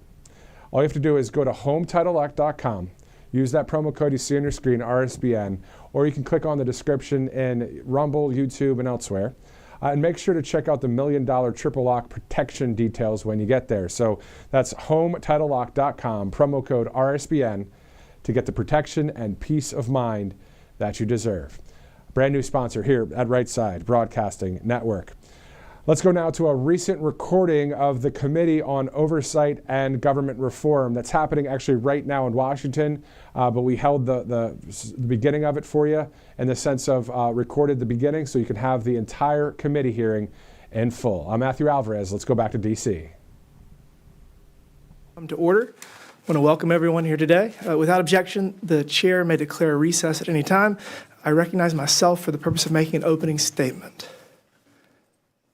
Good morning and welcome to the first hearing of the Subcommittee on Military and Foreign Affairs. I look forward to working with Ranking Member Subramanian and all the members of the subcommittee throughout this Congress. Today we are here to get a better understanding of the challenges facing our national security and the urgent need to restore America's strength on the world stage. Over the past 4 years, we've seen a series of policy failures that weakened our global standing, undermined national security, and emboldened our adversaries. While the previous administration spoke of prioritizing American safety and leadership, its actions certainly told a different story, one of strategic drift, reactive policymaking, and diminished deterrence. We see this in the Indo-Pacific, where U.S. allies question our resolve and adversaries probe our vulnerabilities. The previous administration's failure to respond decisively to challenges, whether in the South China Sea, the Taiwan Strait, or securing critical supply chains, has dissolved confidence in America's leadership. Similarly, in Europe, President Biden's relentless demand that Ukraine become a part of NATO only exacerbated Russia's aggression. The Biden administration's failure to communicate a clear endgame after Russia further invaded Ukraine, allowing the war to drag on at great cost to global stability and the American taxpayer. In nearly 3 years, the U.S. allocated $124.9 billion in security assistance to Ukraine. To put this in perspective, the U.S. spent nearly $89 billion in security assistance in Afghanistan over 20 years.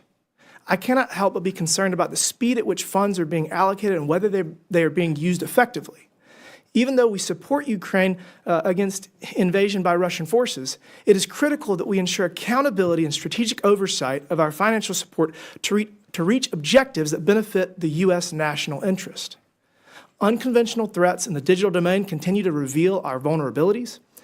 Nation states and criminal organizations engage in cyber espionage and attacks against critical infrastructure. The GAO has consistently named cybersecurity as a threat year after year on its high-risk list. Despite decades of warnings, the failure to prioritize this vulnerability continues to jeopardize our national security. The lack of urgency with which the prior administration approached these vulnerabilities put American businesses and citizens at risk. We must act to defend our cyber frontiers, invest in resilient infrastructure, and strengthen public-private cooperation to remain a global leader.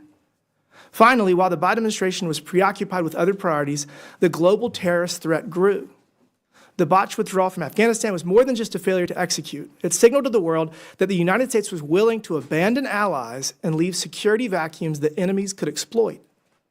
Iran-backed terrorist organizations such as Hamas, Hezbollah, and the Houthis have escalated their attacks with alarming frequency. October 7th, 2023, a terrorist attack on Israel was a direct consequence of failing to maintain strong deterrence in the Middle East. The ongoing hostage crisis in which several Americans remain captive underscores the price of the Biden administration's inaction. The Trump administration has already demonstrated decisive action in securing the release of American hostages, leveraging strong diplomatic pressure and strategic negotiations. In contrast, the Biden administration's approach was slow and reactive, leaving U.S. citizens in Gaza and elsewhere in prolonged danger with little tangible progress. At home, we cannot ignore the security risks posed by an unsecured southern border. Since 2021, nearly 400 known or suspected terrorists have been apprehended crossing into the country illegally, and those are only the ones who we caught. Luckily, President Trump has made a priority to restore border security. After rapid action on day one, we are already seeing results. In just the first 20 days of the Trump administration, illegal border crossings decreased by over 90%, according to the U.S. Border Patrol. President Trump's strong leadership, reinstating the Remain in Mexico policy, canceling unlawful parole programs, resuming border wall construction, and deploying 10,000 U.S. troops to enhance border security have all helped to reduce the threat at the border. President Trump is undoing the crippling policies of the Biden administration and returning the globe to peace through American strength. Congress must support President Trump's efforts to restore deterrence, modernize defenses, and reaffirm our commitment to an American-first national security posture. I look forward to hearing from our witnesses today. I now recognize the Ranking Member Subramanian for the purpose of making an opening statement. Thank you to Chairman Timmons, and thank you for holding this hearing. I look forward to working together on the subcommittee and doing everything we can to ensure the safety and security of all Americans.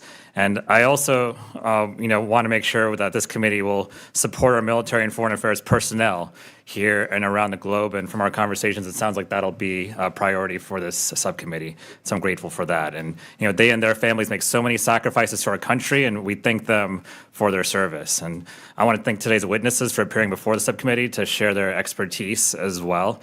And protecting the American people against emerging global threats, ensuring America's national security, these are bipartisan issues. And we can agree that there are global threats to the safety and security of the United States and its allies. We can agree that we need a foreign policy that strengthens America's standing in the world, combats our adversaries, and counters extremism. And we agree that we need to be prepared for those threats. And preparation means having the tools, having the technology, and most importantly, having the very best and most qualified personnel to keep us safe and represent us on the world stage. But what I, and I think many others across the political spectrum, really are concerned about is this. Does this administration know who our adversaries really are, or who our allies really are? Two, does it understand what it takes and all the things we need to do to protect us from emerging threats and strengthen our standing in the world? And three, does it know who it takes to be prepared for these threats? The personnel, the seasoned diplomats, the military experts, the technology experts. I have some doubts, honestly, even in these first few weeks of the administration, and so do many others. And let's start with really defining who our allies and adversaries really are, because I think there's some confusion, and I can't believe we have to do this, but here we go. Russia is not our friend. Vladimir Putin is not a trustworthy partner. They do not want integration and cooperation with us. They want an independent sphere of influence that destabilizes Europe. China is not our friend. The CCP is also not a trusted partner, not to mention their born record on human rights. Europe is not our enemy. We have similar goals, shared values, and most importantly, many decades of mutual trust and cooperation with the goal of global peace and stability. Mexico is not our enemy. They're not only a trusted ally, but their cooperation is integral when it comes to border security and fighting cartels. Canada is not our enemy, at least not outside the hockey rink. They are a trusted ally, so why are we threatening to annex them right now?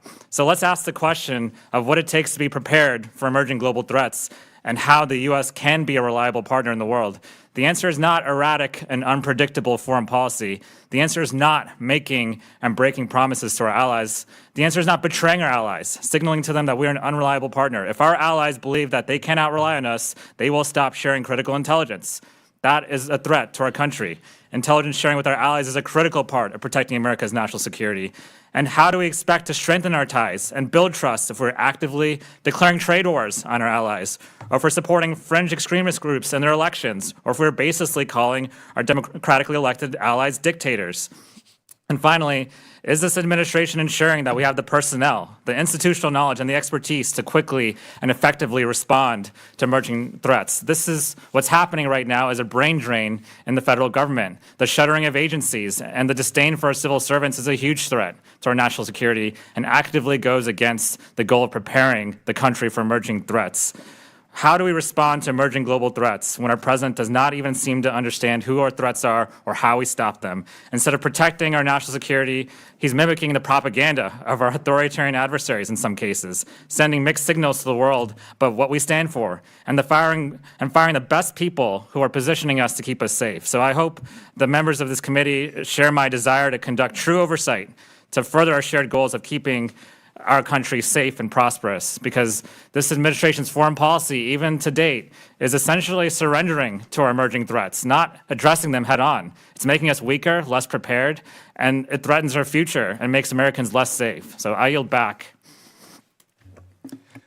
I'm pleased to welcome a distinguished panel of witnesses who bring both experience and expertise that will be valuable to today's discussion. I'd first like to welcome Brent Sadler, who is a retired captain of the U.S. Navy and led many initiatives in the Indo-Pacific during his tenure. Mr. Sadler is currently serving as a Senior Research Fellow of Naval Warfare and Advanced Technology at the Heritage Foundation. Next, we have Megan Mobbs, who is a former Army officer, paratrooper, and combat veteran with an extensive background on defense, national security, and public safety, and currently serves as Director of the Center for American Safety and Security at the Independent Women's Forum. Next, we have Jacob Alladart, who is a preeminent scholar on issues related to the Middle East and is currently the director of the Center for American Security at America First Policy Institute. Lastly, we have Charles Kupchan, who is a senior fellow at the Council on Foreign Relations and professor of international affairs in the Walsh School of Foreign Service and Department of Government at Georgetown University. I thank each of the witnesses for being here today, and I look forward to your testimony.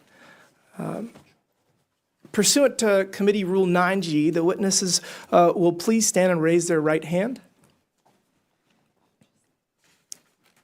Thank you. Do you solemnly swear or affirm that the testimony that you are about to give is the truth, the whole truth, and nothing but the truth, so help you God? Thank you. Let the record show that the witnesses answered in the affirmative. You may take your seat.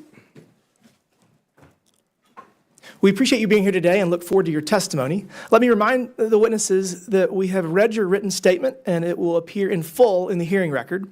Please limit your oral statements to 5 minutes. As a reminder, please press the button on the microphone in front of you so that it is on and the members can hear you. When you begin to speak, the light in front of you will turn green. After 4 minutes, the light will turn yellow. When the red light comes on, your 5 minutes has expired, and we would ask for you to please wrap it up. I now recognize Mr. Sadler for his opening statement. Good morning, Chairman Timmons and Ranking Member Subramaniam. And thank you for the opportunity to share my insights with the distinguished members of this committee and the American public. It has been nearly 4 years since Admiral Philip Davidson, the then commander of the Indo-Pacific Command, warned that China was preparing for a war over the fate of Taiwan by 2027. In that time since, American statecraft has not risen to the times, as recent world events make clear. Russia has invaded Ukraine and waged the largest war of aggression in Europe since World War II. An avoidable war, but missed opportunities to posture military forces, confusing diplomatic messages like President's minor incursion remark in late January 22, together with a persistent reluctance to arm Ukraine with the weapons and with authorities to use them as needed, signaled a green light for invasion and a predictable years-long war of attrition. With Western allies providing munitions and weapons to Ukraine in a prolific and unsustainable rate, Iran, through its proxies, attacked. On October 7, 2023, Hamas launched a barbaric assault on erstwhile ally Israel, which grew to include proxies in Iraq, Syria, Hezbollah in Lebanon, and the Houthis in Yemen. The attacks in the Red Sea against our warships has further depleted American munitions critical in a war against China. 120 SM-2, 80 SM-6, 20 Standard Missile-3, and Advanced Sea Sparrows that will take many months to replenish. This followed the former administration's sanctions relief, releasing more than $16 billion to Iran in non-response to Iran proxy attacks, 83 of which against U.S. forces occurred between January of 2021 and March of 2023, only 4 of which of those occasions were responded to. This made clear to the mullahs in Tehran the time to attack was in. China has also been very active.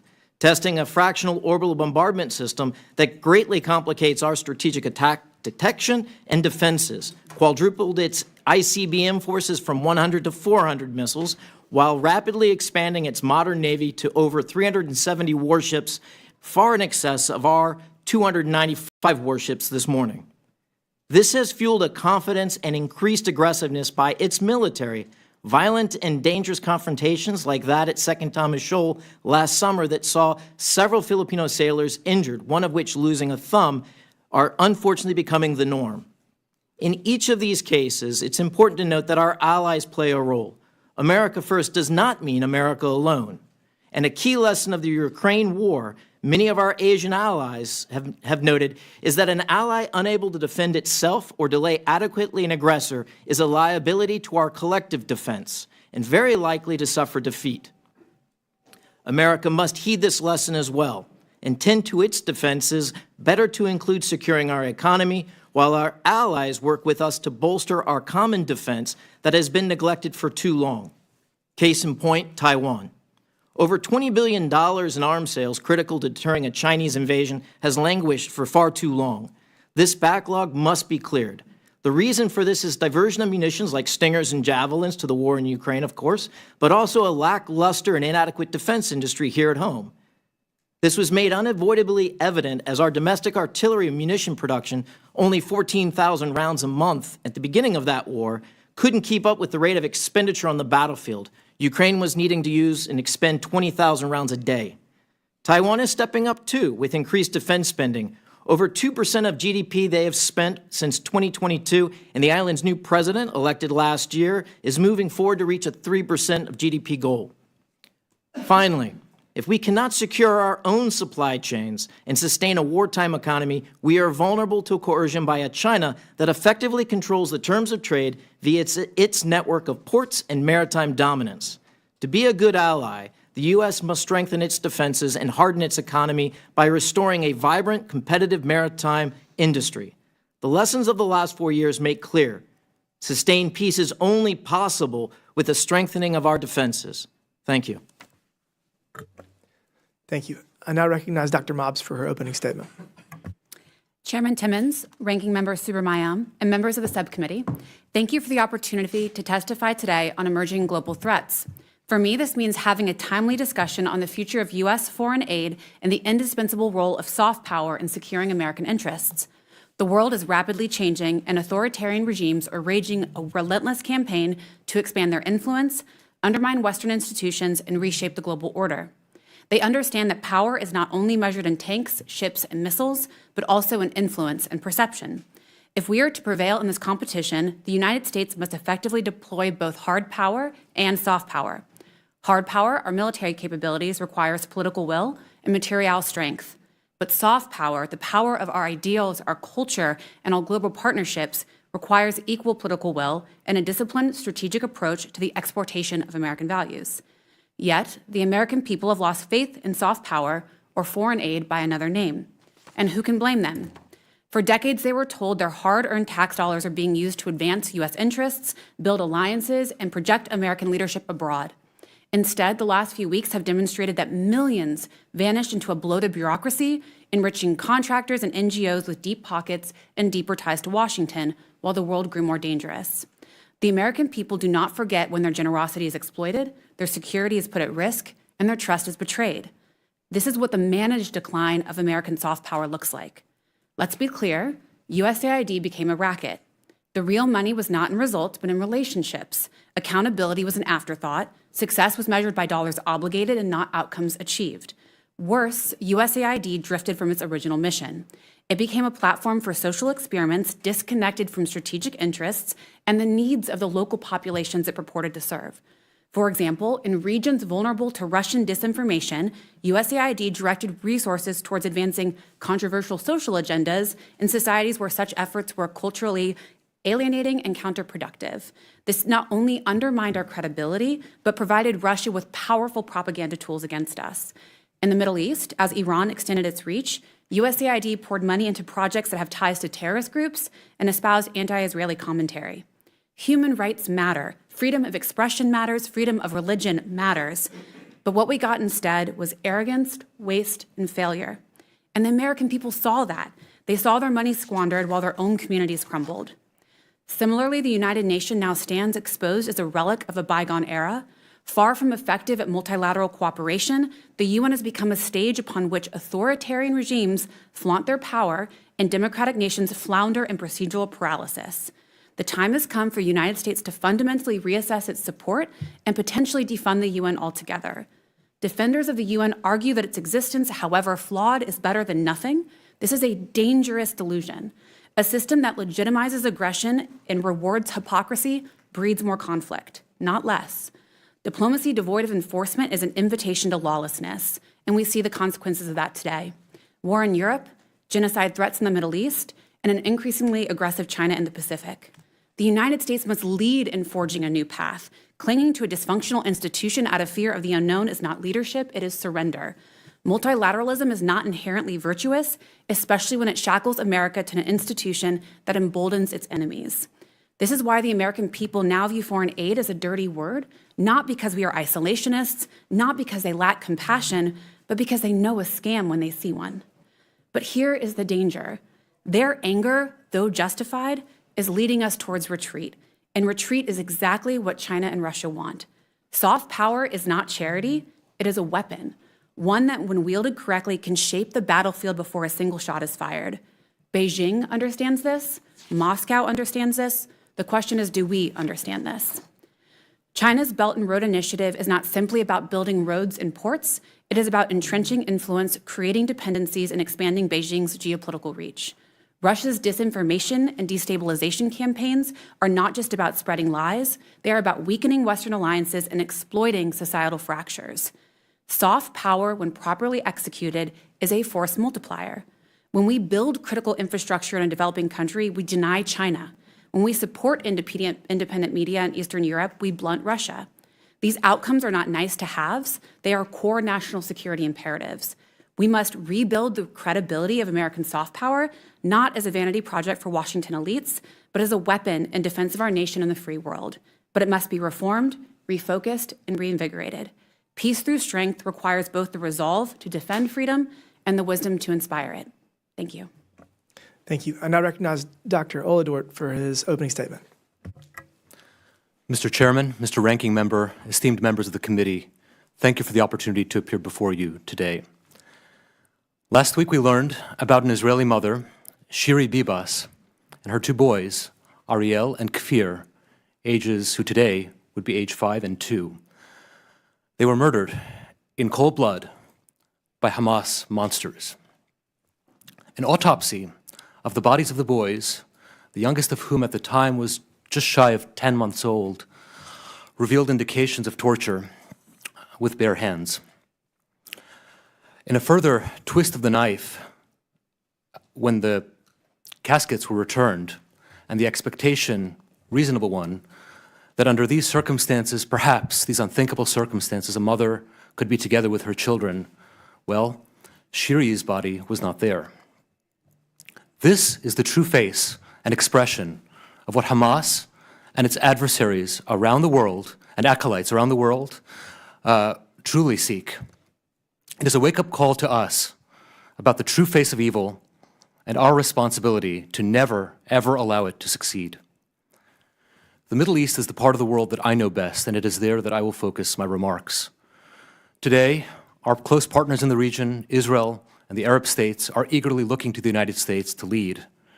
I believe that what will happen in this region will shape world events for years to come, with implications for how we deal with the People's Republic of China and with Russia. President Trump and his team bring the exact right focus, innovation, and boldness to deal with this anti-American axis. Their approach worked in 2017, yielding historic achievements, and they will work today.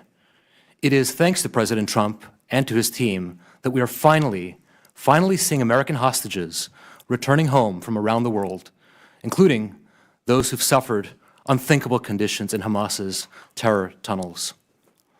The world in 2025 could not be more different from the one President Trump inherited in 2017.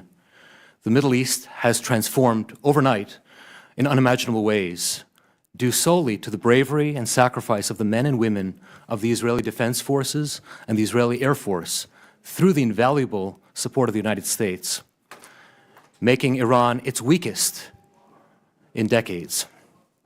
And yet, paradoxically, Iran is also its most aggressive, all as it inches closer towards acquiring a nuclear weapon. Those parts of the region that were once formerly part of its empire of terror, parts of Syria and Lebanon, thanks to the effectiveness of Israel's military pressure, today are entering new chapters of transition and uncertainty, presenting challenges for us. In the Middle East today, I believe there are three key priorities for the United States that require urgent attention. The first, how to deal with the Islamic Republic of Iran. The second, how to effectively eliminate the threats facing Israel. And the third, how to restart the Abraham Accords. Earlier this month, President Trump reintroduced an expanded version of his maximum pressure campaign, scaled to address the full gamut of threats that the Iranian regime poses to the American people, both abroad and at home. On that very same day, President Trump unveiled a bold new vision for the future of Gaza, one that explicitly promises and guarantees the prosperity and security of the Gazan people, just as it does to their neighbors to the north. This is a subject that nobody had wanted to talk about, much less for which anybody had previously offered a plan. By making this announcement, President Trump immediately catapulted this issue to the top of his priorities in the region, compelling our regional partners to cooperate on a plan as they are doing today. It is in America's interest to see that Palestinians are free of Hamas, of Islamic Jihad, and of Iranian regime influence. So what can Congress do? There are two general things I think Congress can do. The first and easiest is to go visit. There is no better education you can give yourselves and your staff than to be on the ground, visit key sites, and hear directly from our friends on the front lines. There's also no greater symbol of support than for our elected officials to appear shoulder to shoulder with our friends in their time of need. Second, I encourage you to look and follow the administration's policy on Iran, augmenting it as events develop on the ground, while looking pragmatically at places like Syria and Lebanon and where our regional partners can help lead and shape events on the ground to reinforce our deterrent against our adversaries. This is not a job for the United States to do alone, and yet it is only the United States that can point the way. America First foreign policy is not America alone. It is the projection of American strength abroad on behalf of the American people, marshaling our allies and partners to build a better world of peace and security. I encourage you to build that world for the sake of our people and for our children. Thank you, and I look forward to your questions. Thank you. I now recognize Dr. Kupchan for his opening statement. Thank you, Mr. Chairman. I'm pleased to have the opportunity to share a few thoughts with you this morning. I think we are at a historical inflection point in the United States and globally, and that President Trump has the potential to be the agent of change that would adapt the United States and U.S. grand strategy to a changing world, and it would adapt a world to a changing United States. We've been through an era that we call Pax Americana that opened at the close of World War II, and it was based upon U.S. primacy. It was based upon a thriving political center in the United States, the rise of the middle class, fired by the industrial era. And this gave rise to a certain kind of American foreign policy and a certain kind of international order anchored by the United States.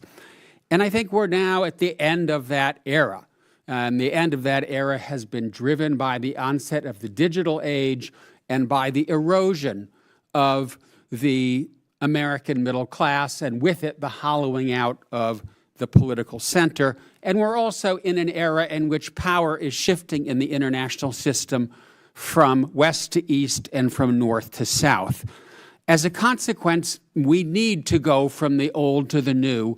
And Trump, if nothing else, is a disruptor who recognizes that it's time to go from the old to the new. The question that I have in my mind that I pose for the committee, is President Trump going to be only a demolition man who brings down the old order and leaves us standing in the rubble?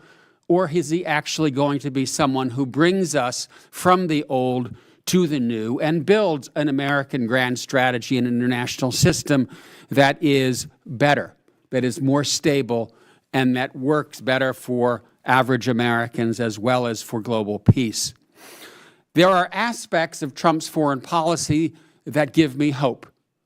He is more transactional, and he is therefore talking to Vladimir Putin and Xi Jinping. That, in my mind, is a good thing. We need to talk to bad guys and not just to our friends. Number two, he's pushing fair trade rather than free trade. We have lived through several decades of hyper-globalization that did not work to the benefit of many Americans. It's time to fix that. Number three, less democracy promotion, less time spending problems far afield, more time spent solving problems at home. Number four, immigration. I don't think there's any American in this country who doesn't understand we have a broken immigration system. And number five, a leaner, more effective, and more efficient American government. Who can object to that goal? That having been said, I see four risks, and they are very serious risks, of where America First could run off the rails. Number one, that this transactionalism turn into a unilateralism that leaves the United States isolated on the world stage, bereft of the alliances that it has built since World War II, and imposing tariffs on all of our partners in a way that not just disturb our geopolitical relationships, but fragment the global economy. This looks a lot to me like the 1930s and Smoot-Hawley if we do 25% on Mexico, 25% on Canada, and 60% on China. Number two, underreach. What's happening today with Ukraine is, on the one hand, a good idea. We need to talk to the Russians. But it has been handled very poorly. There's no strategy. Why is Trump insulting Zelensky? Why is he saying that Ukraine is to blame? Why did he just yesterday order his diplomats to vote no on a resolution at the UN that said this is Russian aggression? If this isn't Russian aggression, I don't know what aggression is. And so we need a government that understands who's right and who's wrong, and to stand up for a democracy that's struggling for its survival. Number three, yes, let's not waste a lot of time trying to turn Afghanistan and other countries into Ohio, but let's make sure we protect democracy here at home. And I've studied what happened in Hungary and in Turkey and other countries that became illiberal democracies after long runs of democracy. We are not far from that outcome. And I would ask this House, this institution, to make sure that it jealously protects its powers, and that we make sure that the rule of law and that the norms and practices of liberal democracy are preserved. Final point, I think the United States needs a better and more efficient government. What I see happening is the United States is breaking its government. President Trump is taking a wrecking ball to the U.S. government and the world that America Dr. made. Buchan, your time's expired, sir. And it's time to speak up. Thank you. I now recognize myself for 5 minutes of questions. Mr. Sadler, the U.S. is engaged in an era of great power competition, yet our actions haven't always reflected the urgency of this challenge. How would you assess the United States' current strategic posture in relation to China and Russia, and are we sufficiently prioritizing military readiness and deterrence? Yeah, the short answer is that we're shooting behind the duck, to use a Southerner's term here. We've admired this problem as a nation, bipartisan, multi-branch, executive, Congress, for far too long. In the early 2000s, China acknowledged, recognized as the smoke was still rising over September 11th attacks in 2001, that was their strategic window of opportunity, and they have not failed to deliver on that. They've rapidly grown across the board, their military, while we have shrunk. And we need to do better. It requires reorganizing the way that we are doing business in government. We do need to take a fresh perspective, like we did in 1947 with the National Security Act, and get ready and retool for this new Cold War that we're in. But the focus on just readiness is a failure. Focus just on capacity is a failure. And focus just on some new capabilities and modern weapon systems is also a failure. We're in an and world. We have to do all three of those things if we hope to keep the peace. All while realizing we have $36 trillion in debt. Sounds easy. A critical element to this problem is that the Biden State Department prioritized certain foreign military sales while ignoring others, despite all being authorized by Congress. It seems that the future, well, at least in retrospect with Ukraine, it would have been better to arm them prior to Russia invading.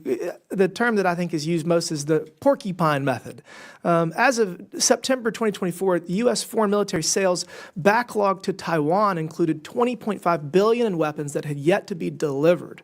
What specific reforms are needed to ensure critical defense equipment reaches our allies in a timely manner? Yeah, this one is troubling because the place where we could see the biggest war is with China and the United States. And so it's imperative that we get these weapons to Taiwan. Beijing does count bullets, they count missile tubes, they do count all of these things in their military-to-military balance. It's the easiest, most cost-effective way to avoid what could be the most destructive war that we've seen since we became a nation. Of course, looking back at Ukraine, thanks to President Trump in his first term, he started moving in lethal assistance. It was a little too little, a little too late, unfortunately, as we know in February of 2022. But we can't allow that mistake to be repeated in Taiwan. The odds are too high. So we need to get that moving. It is process as much as it's money, but it's also industrial capacity. And that means you have to sustain the demand with orders and with resources and budget. And it's really a question of prioritization. Thank you for that. Dr. Aladort, can you outline the key differences between the Trump and Biden administration's approach to securing the release of American hostages? Absolutely. Thank you for the question. In my view, President Trump inherited a bad negotiating hand with this process. It's part of why it's taken so long, not the only reason. But for one thing, we should never have been a neutral broker. We are a party to these negotiations. We have American hostages there. We should have never taken this passive approach. That's just on the framing of it. And there are also about a dozen nations that were represented among the hostages. In other words, there were a lot of opportunities to reframe and reshape how those negotiations would take place. But I think the more important issue is the withholding of assistance to Israel, the operational and tactical direction and management of Israeli military engagements in Gaza, which are far and beyond any modern military in terms of preserving human life. That all had a corrosive effect by by showing a big gap between the United States and our close partner. So I think those two hand in hand were problematic. Thank you. I want to thank each of the witnesses again for testifying. What I'm hearing consistently from each of you is that we need to support President Trump's work to leverage the power of the U.S. economy, improve diplomatic relations, and modernize our defenses. And I realize that some of my colleagues across the aisle are going to take issue with the manner in which the administration is attempting to end the war in Ukraine. But I will point out that they were able to get Mexico and Canada to the table in just hours to secure their side of the border before anybody could even throw stones at the proposal. So yes, we're in a unique era of international relations, but I do believe that these new approaches have potential, and I do believe that Secretary Rubio is very incredibly talented and has a potential to resolve a lot of these challenges ahead of us. Thank you. That's all mine.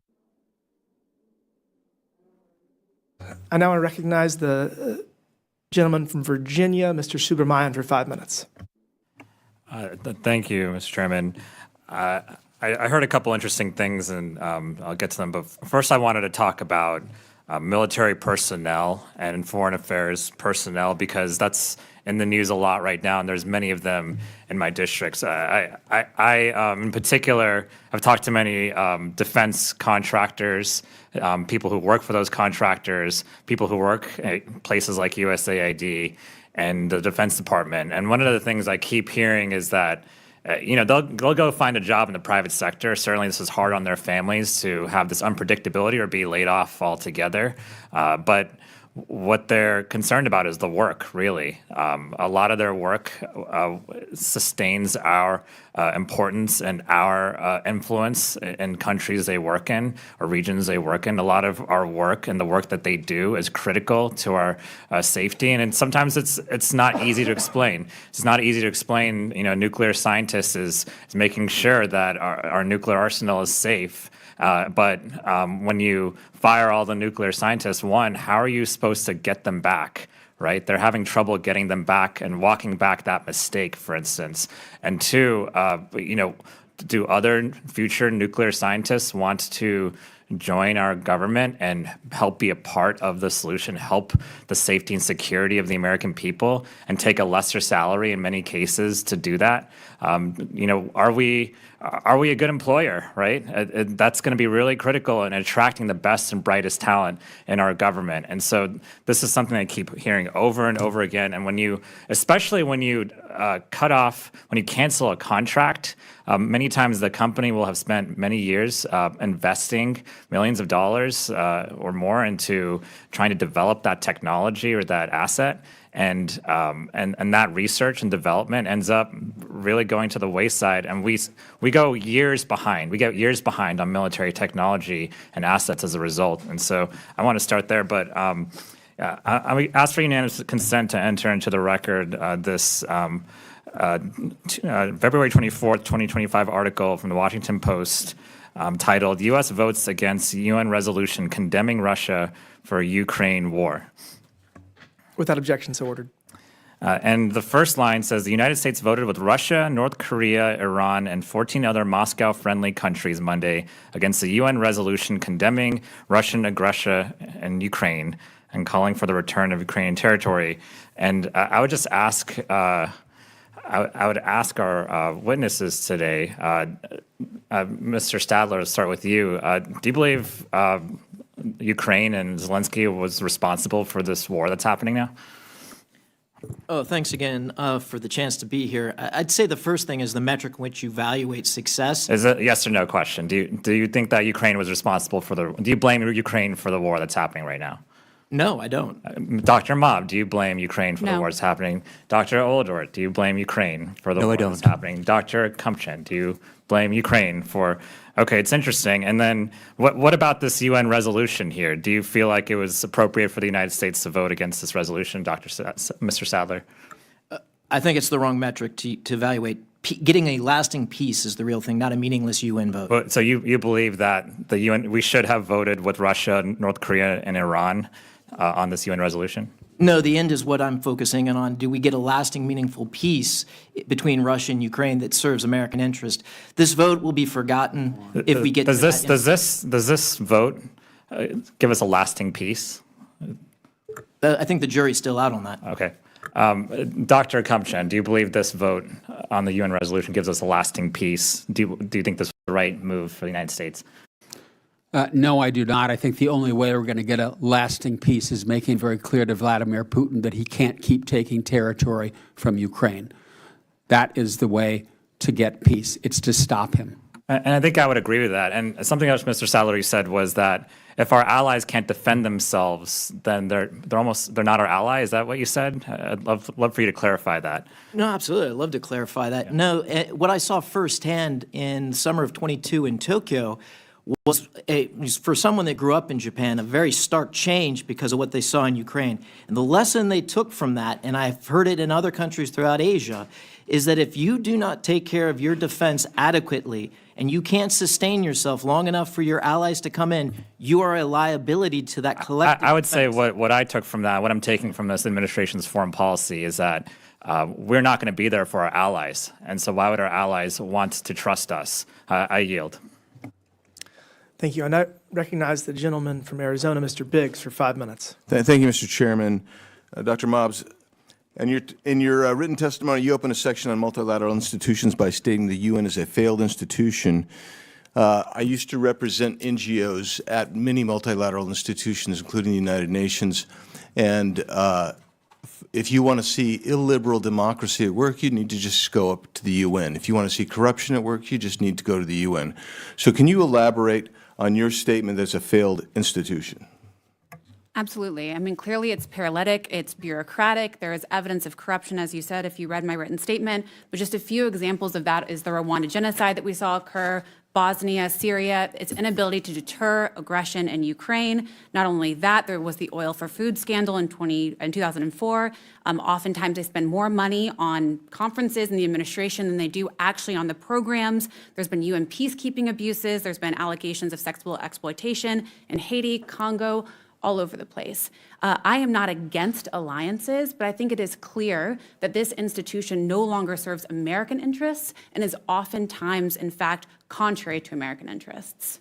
Yeah, thank you for that. I'll leave that, and I'll just point out that when in the discussion on soft power, economic relationships, trade relationships, those are also indicative of soft power as well. And the U.S. Is actually, I believe, now using this kind of soft power. I mean, you see it in the response with Mexico and Canada, just like lickety-split, to actually close the border. So now you have record lows. You haven't seen this low number of daily encounters in probably 30 years more. I don't know when. I grew up on the border. I don't know when we've seen fewer than these. So I'm going to go on now. Dr. Sadler, yokoso irashaimase. Watashi mo nihongo ga dekiru desu. Glad to have you here with us today. The weakness on the world stage emboldened our geopolitical rivals. China and Russia continuously attack U.S. critical infrastructure with few consequences. And what can the Trump administration do to hold China and Russia accountable for these attacks?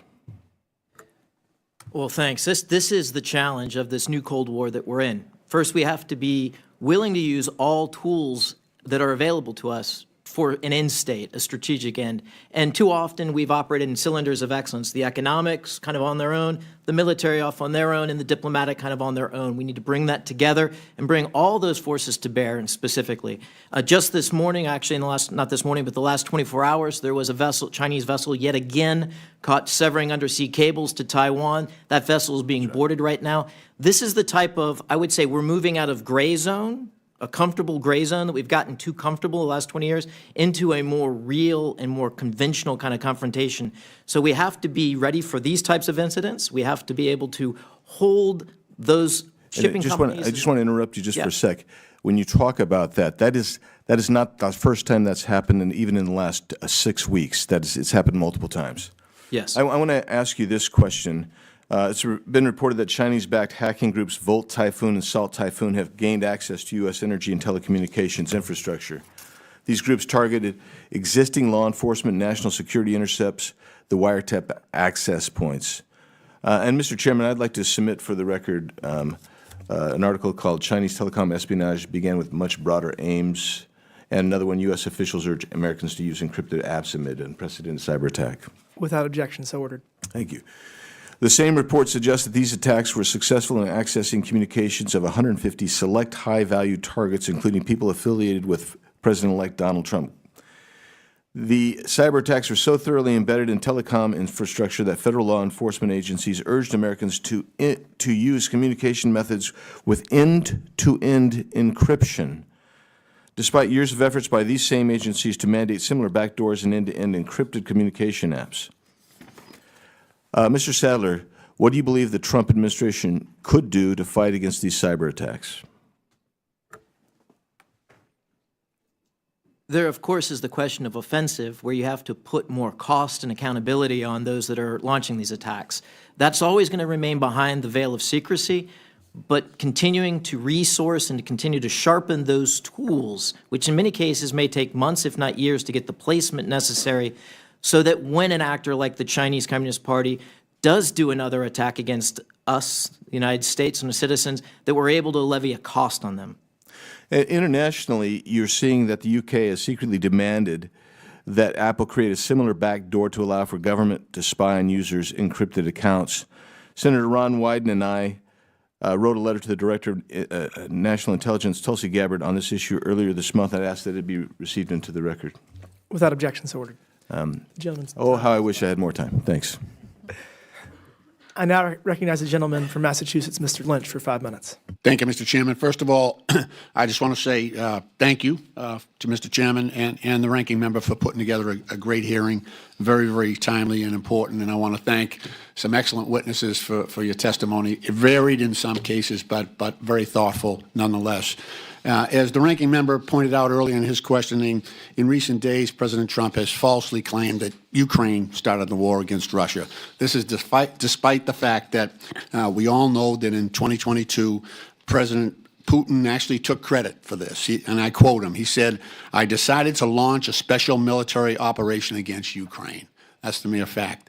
Also, many of us on this committee and across Congress, we sat in classified briefings for months as Russia slowly moved mechanized armored divisions from as far away as Vladivostok, like 4,000 miles away, to the Ukrainian border, and then finally, as all the witnesses have pointed out, launched the invasion. He has also, President Trump has also accused freely elected Ukrainian President Zelensky of being a dictator and someone who just wants to keep the gravy train going in terms of funding. And as the ranking member again pointed out, just yesterday the United States had its UN representative join Russia to vote against the United Nations General Assembly resolution, which condemned Russia's war against Ukraine, which many saw as a stab in the back to NATO and a shameful reversal of longtime U.S. foreign policy in support of Western democracy. The president's dangerous lies in support of Putin, who is nothing better than a gangster, are shameful and make us look weak and strong. We have strayed from the enduring purpose of U.S. foreign assistance to defend human rights and basic freedoms abroad in the interest of U.S. national security. That has been a policy that has been shared by Ronald Reagan and Jack Kennedy. Ronald Reagan said, "Our national interests are inextricably tied to the security and development of our friends and allies."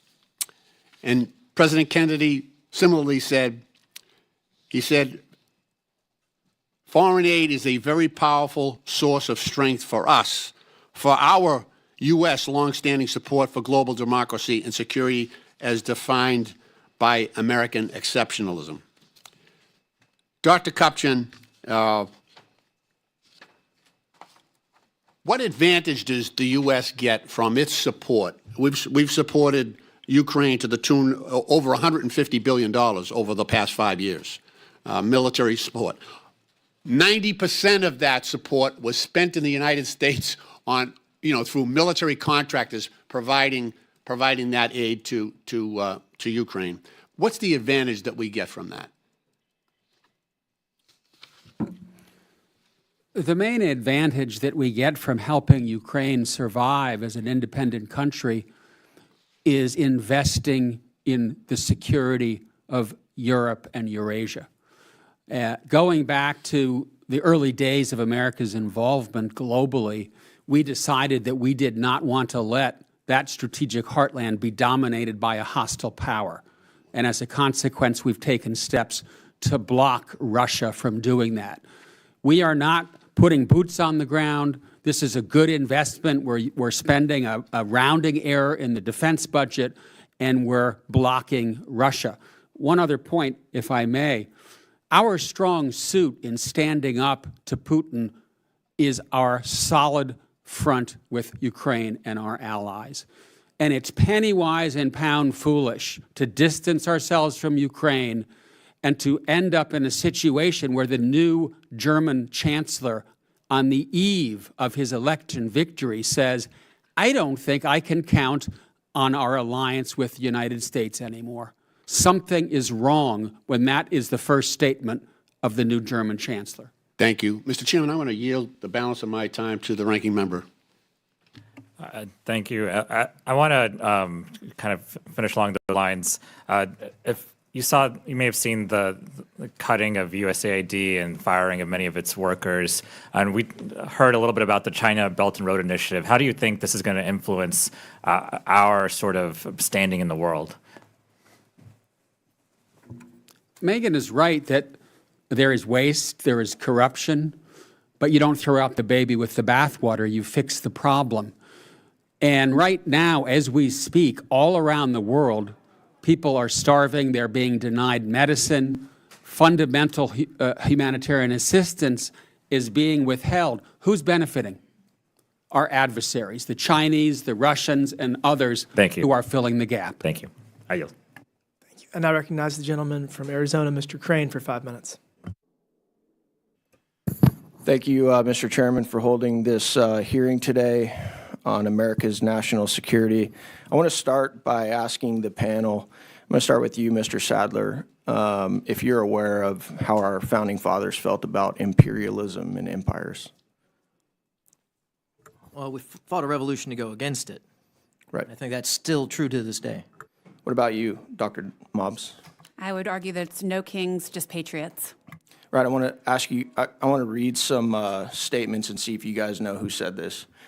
The great rule of conduct for us in regard to foreign nations is in extending our commercial relations to have with them as little political connections as possible. Does anybody know who said that? George Washington. Yep, George Washington. How about this one? Peace, commerce, and honest friendship with all nations, entangling alliances with none. Thomas Jefferson. Thomas Jefferson.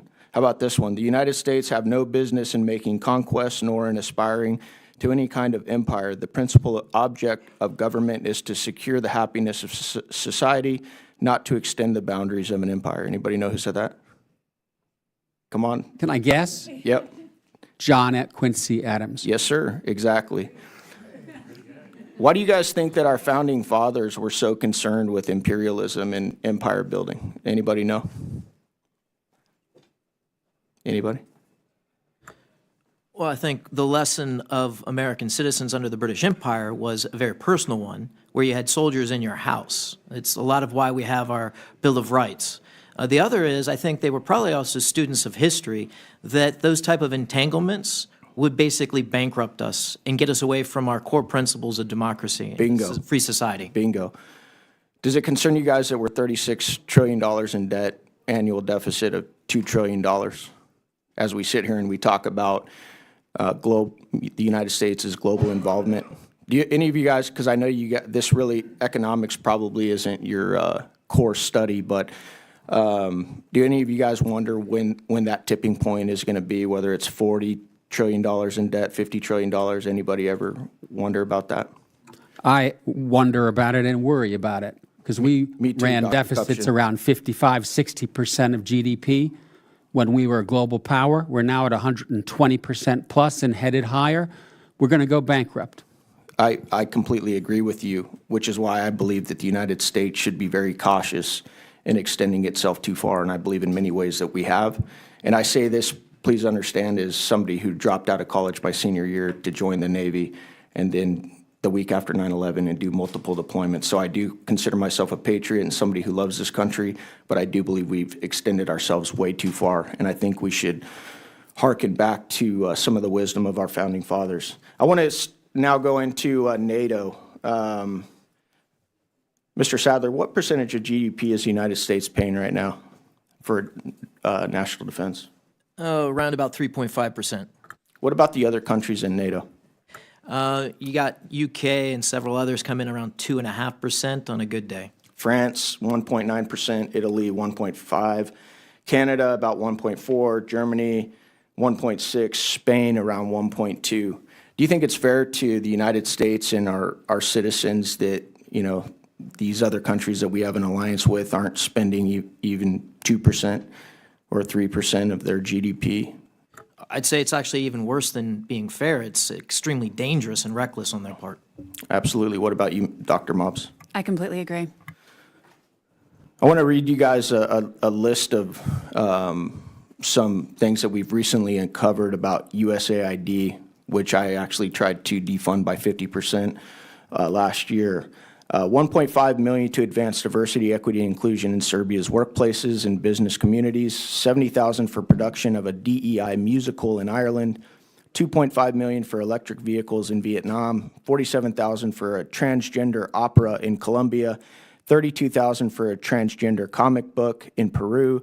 2 million for sex changes and LGBT activism in Guatemala. 6 million to fund tourism in Egypt, and I could go on and on and on. Do you think, Dr. Mobbs, that helps with the security of the United States, that type of spending? Absolutely not, and actually it erodes our security. Absolutely. Next, I want to talk about real quick, because I've heard some of my Democrat colleagues rail against the Trump administration foreign policy. Who was the president when Russia invaded Georgia? Anybody know? Bush. Who was the president when Russia invaded Crimea? That was Obama, yeah. Who was the president when Russia invaded Ukraine? Second time. Yep.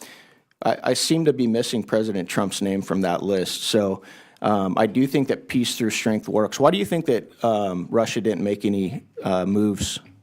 Why do you think that Russia didn't make any moves while President Mr. Crane, your Trump? time's expired. Can they finish answering my question? No, sorry. We got to keep the clock. I now recognize the gentleman from Maryland, Mr. Mafumi, for 5 minutes. Thank you very much, Mr. Chairman. My thanks to you and the ranking member for the hearing.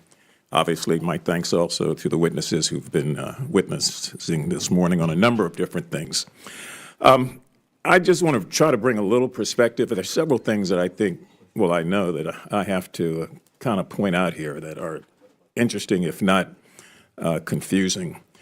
In 1986, I sat at the White House with President Reagan. I was a young freshman member of Congress. He called us all down to talk about what it was going to be like going forward. We laughed, joked, talked baseball, but when it got to foreign affairs, someone in our class asked, Mr. President, what are we going to do about containing the Soviets? And he, in his own way, said, I'm going to tell you what I've learned from my predecessor, that he learned from his predecessor, and that he learned from his. And that is that all politics stop at the water's edge. We may be Democrats, Republicans, and independents, but all politics stop at the water's edge. And so that's how I came into this Congress, believing that that was just the rule of law. It's the way we operated. So I was particularly confused as a member of the Ukrainian caucus long before the war started, when President Trump just recently said that Russia did not invade the Ukraine and that the Ukrainians somehow or another were at the fault here. I just want to make sure we're on the record. Is the testimony of each of you that Russia did invade Ukraine, yes or no? Yes. Yes. Okay. Do any of you know why the president said otherwise? Okay, let the record reflect. We've got unanimous consent that Russia invaded the Ukraine, and none of us really know why. Somebody was asking, do you remember statements or slogans? I'm going to ask all of you this. Do you remember who said, are you going to believe me or your lying eyes? Well, I'll tell you. It was George Jefferson on the Jefferson Show, when he couldn't believe that Wheezy had told him something that did not exist. So as we get older in life, some things change, some remain the same. I'm concerned also about our global readiness. And I'm particularly concerned when I have seen in recent weeks now the effort to severely tamper down the Black and Latino and Asian efforts within the military to bring young men and women in and to give them an opportunity and to call it DEI. Well, you can't diversify the military. The military is already diversified. 35% of the military are racial minorities. And so I would think that since we don't have people beating down the door to join the military, that when we've got bright young men and women, we ought to be encouraging them. So I was again taken aback 2 weeks ago when the president ordered that there'd be no participation in the annual and the largest recruitment effort that takes place over a 3-day period, where every secretary of every armed service participated, as did rank and file members and others, where recruitment was being done for young men and young women who were engineers, who had big backgrounds in STEM, who were coming into our armed services and helping to deal with this readiness issue. Deployment is real serious. We've got troops, as all of you know, stationed all over the globe. We don't need to find ways to reduce our capability in that regard. And so I would seriously, I should say, hope that that sort of thinking does not pervade. It's not good. I'm concerned also, as the ranking member of the Government Operations Committee, that the Pentagon has failed 7 straight audits. 7. And I've been working with them as the ranking member for the last couple of years, along with the chair of that committee. That's embarrassing. So if we're going to talk about, as we have been, USAID, which is less than 1% of the budget, let's also find a way to talk about how we're going to make sure that the billions of dollars that are being wasted each year at the Pentagon does not continue to happen, which affects every aspect of our ability not only to deploy, but to be ready to fight and to do everything else. And I don't see any urgency there. So I want to make sure I am on the record saying we have got to find a way, again, to point out the fact that the Pentagon has failed 7 straight audits. There's a lot of waste, fraud, and abuse there. And I yield the balance of my time to the ranking member. I yield back to the chair. Thank you. Thank you. I now I had no more recognize the gentleman from Virginia, Mr. McGuire, for 5 minutes.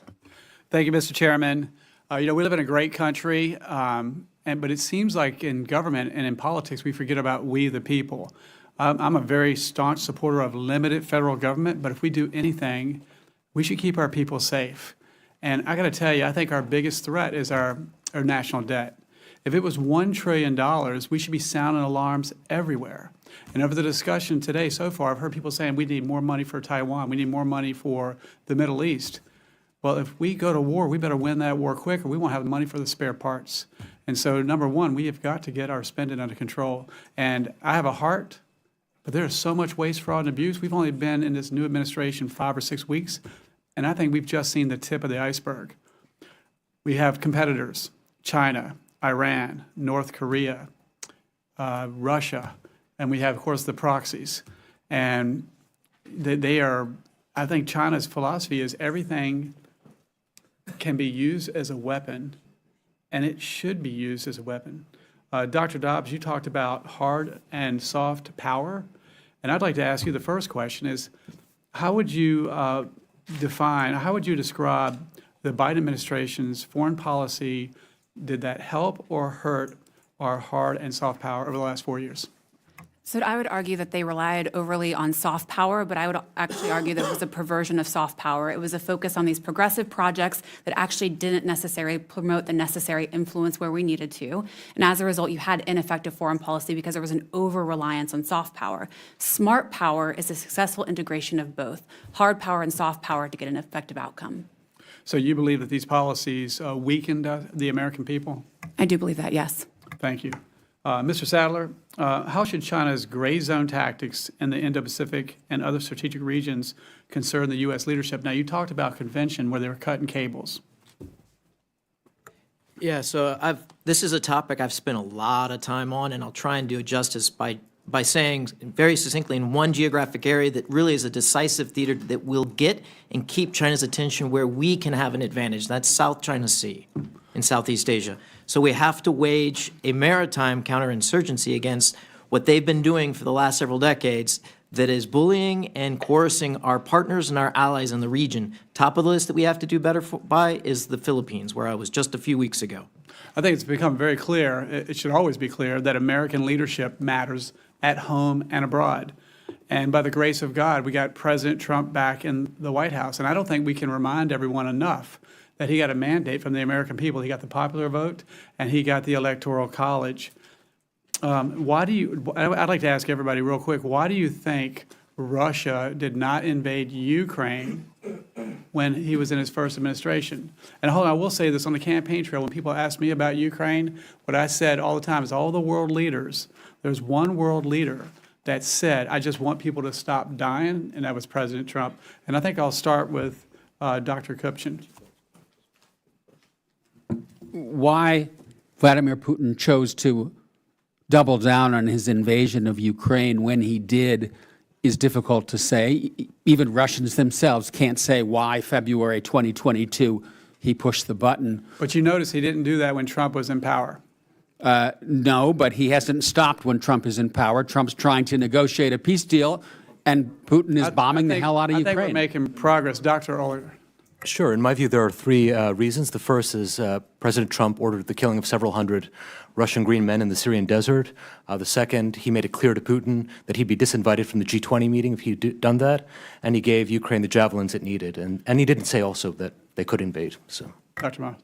I mean, I would argue you saw exactly what I said earlier, which was smart power, the integration of hard power and soft power under the first Trump administration. And then I would just further and say the reason why it happened under Biden's watch is I do think Afghanistan withdrawal was the first domino that then projected to the world our inherent weakness. Yeah, Trump doesn't have a say-do deficit or difference. The other thing is that he also understood when Putin was doing kind of a test, and so an intelligence pool, so to speak, and he responded aggressively when he needed to, and appropriately. The incident in Syria is one, but it's not the only one. Also, Smart power, peace through strength. Dr. Mobbs, how would you define Trump's foreign policy agenda? And we've only been here 6 weeks or so. And if you have any advice for the Trump administration or Congress? So I would define it as unprecedented. I think it's important, as other witnesses said, that he is speaking to Vladimir Putin. That was a critical misstep by the Biden administration. And I would say that we have to establish what we saw in the first administration, which is that smart power, peace through strength, in order to have an effective outcome. Thank you. Thank you. I yield back. I now recognize the gentleman from Texas, Mr. Cloud, for 5 minutes. Hey, thank you, Mr. Chairman. Appreciate y'all being here. There couldn't be a more important topic than the security of our nation and what the security of our nation really means to the world. You know, over the last, certainly our lifetimes here, over the last couple generations, we've been able to enjoy a world where the United States is the premier influence in the world. And what that's meant for the world has been scientific breakthroughs. It's meant human flourishing going through the roof. It's meant a lot of wonderful things for the world. By and large, and you compare what the America First agenda is, which President Trump is bringing to the scene, compared to the previous administration under President Biden. Under Biden, he ironically said in a speech during while he was in the Ukraine in 2008, he said, "We are trying to create a multipolar world." In other words, the policy of the Biden administration, the Obama administration at the time when he said that, but once he became president, the Biden administration, was to create a world where the United States was not the supreme influence in the world. I was interested, Dr. Mobbs, you spoke of you said the perversion of soft power, and that how I would just ask you this: who was making those decisions? We could talk about the DEI programs, we could talk about all the crazy spending, the transgender operas and other seas, and all these different kind of things. Because when I talk to ambassadors overseas, they would say, "We want to align ourselves with the United States because we appreciate the freedom that you all stood for. We appreciate what you meant for the world." But we talk to China, and they talk roads and bridges. We talk to you all, and it's social engineering against values that our country disagrees with. Could you speak to that? I think some of it is bureaucracy unchecked, and if you don't mind, I'll tell you a quick story. So I've been to Ukraine many times, 22 times since the full-scale invasion. I've spent a lot of time there, and this is a perfect example of where USAID has failed. One of the things they were asking for, and by they I mean Ukrainians, was tourniquets, and not for the military, for civilians. Civilians were dying, and they needed tourniquets. Our USAID, who was responsible for aid, was incapable of delivering tourniquets because the most rapid agency within USAID is OTI, and that was how they could get potentially tourniquets to the people of Ukraine. But they couldn't do medical equipment. So we were unable to meet the need of the people we were purporting to serve. And as a result, do you know who provided tourniquets? China. And they broke. They failed. So it's bureaucracy unchecked with zero oversight and no accountability. I think it was you, Mr. Sadler, who mentioned Afghanistan, or I forget who said that. One of you. It was you again, being the tipping point, the beginning of kind of the domino effect that led to Ukraine. It was interesting it was actually tragic during the Afghanistan withdrawal. We had a number of people on airplanes ready to go. We had the manifest, we had their IDs, people who should have been evacuated, and we were calling the State Department. Literally, I have this on my phone. I'm calling the State Department. The Taliban was willing to let them leave. We had countries willing to accept them, and our own State Department was calling ahead to other countries to tell them, don't let that plane land, and therefore they wouldn't. And of course, we know the tragedy of what happened in Afghanistan overnight. You had a semi-free, not in the context of the United States, but overnight they went to, you have the Bible app on your phone, you're being executed. And so we speak about the internal threats, but a lot of these policies are being driven by our own State Department, I guess is what my concern is. I think that's absolutely right. I think that the Afghanistan situation is actually quite more complicated than that, because I think what you saw was an overt politicization of things that shouldn't be politicized. The intelligence community, the Pentagon, the entire national security apparatus, and as a result, you saw everything fail. I think that you saw, unfortunately, hard power fail in some ways, but truly soft power, and that is what projected to the world that we were unprepared and unwilling to do what was necessary. And as a result, I do think that that was a green light for many of the worst actors in the world to do whatever because they felt they could do it unchecked. Mr. Sadler, I wanted to ask you, there was some concern about military recruiting under President Trump's administration. Could you speak to, has that gone up or down since he's been elected? It's going through the roof in a good way. Yeah, record numbers of recruiting. Okay, just wanted to make sure. Could you also speak to the effects that DEI had when it came to it? There was a comment that in the military, we're already diversified. I would say, that's great. Therefore, maybe we don't have to have needs for classes on critical race theory and the like. Yeah, DEI at its roots is a Marxist driven by a Marxist ideology, critical race theory. But the manner in which the last administration tried to implement it had an alienating and divisive effect, when we could have actually taken a far better approach, sending out recruiters to communities that haven't seen a military recruiter, high schools that haven't allowed them in the past, but to try to get them in there. That's the type of diversity in geographic, but also communities that we should have done. But instead, they pursued an identity line that fit right in with the Marxist approach, which was about division. Thank you. Thank you. Thank you, Chairman. In closing, I want to thank our witnesses once again for their testimony today. I now yield to Ranking Member Subramaniam for closing remarks. Thank you, Mr. Chair. I appreciate the witnesses coming today. I appreciate everyone on the committee and the chairman. I just want to reiterate, I'm going to be a broken record this Congress, how important it is to have really good people in our military and in our civil service and at the State Department, all our agencies that serve us. And if we are prioritizing loyalty over competency, we are not going to have the best people. If we are firing people who do really cutting-edge, important research and technological innovation in our military and in our civil service, we are not going to have the best people. We're going to be less safe. We're going to have more emerging threats. We didn't talk a lot about Iran, but I want to make sure, I think there's bipartisan consensus that Iran is a real threat and has destabilized the Middle East through its actions funding groups like Hamas and Hezbollah. And we have to make sure that we work together to address that threat as well. And I heard something about empire building. And, last year during the campaigns, certainly there was, this sort of rhetoric about, well, let's be a little more isolationist, perhaps. Let's put America first and not be entangled in foreign affairs. But then I was confused that the president's first press conference, he's talking about taking over Greenland and taking over Panama and annexing Canada. And even, more recently, turning Gaza into the French Riviera. And that doesn't sound isolationist to me. That doesn't sound like, minding your own business. And that doesn't sound like avoiding wars. That sounds like perpetuating wars, especially when the president actually went out of his way to say he wouldn't rule out ground troops into those areas and those regions. I think there's a lot of contradictions with this administration's foreign policy, and I think that it's confusing our allies. It's confusing me in Congress, confusing a lot of us, and it's not helpful. Words matter, and the words coming out of this administration are not helpful when it comes to addressing our emerging threats. We need to have more consensus around making sure that we are with our allies, that we know who our adversaries are, and that we work together to resolve these issues instead of confusing and instead of the chaos. Thank you. I yield, Mr. Chair. Thank you for that. I now recognize myself for closing remarks. I want to thank you all for being here today. It's very helpful. You presented a lot of good ideas and things for us to think about and work on for this Congress. I'm going to highlight just some thoughts on Ukraine and then spending in general.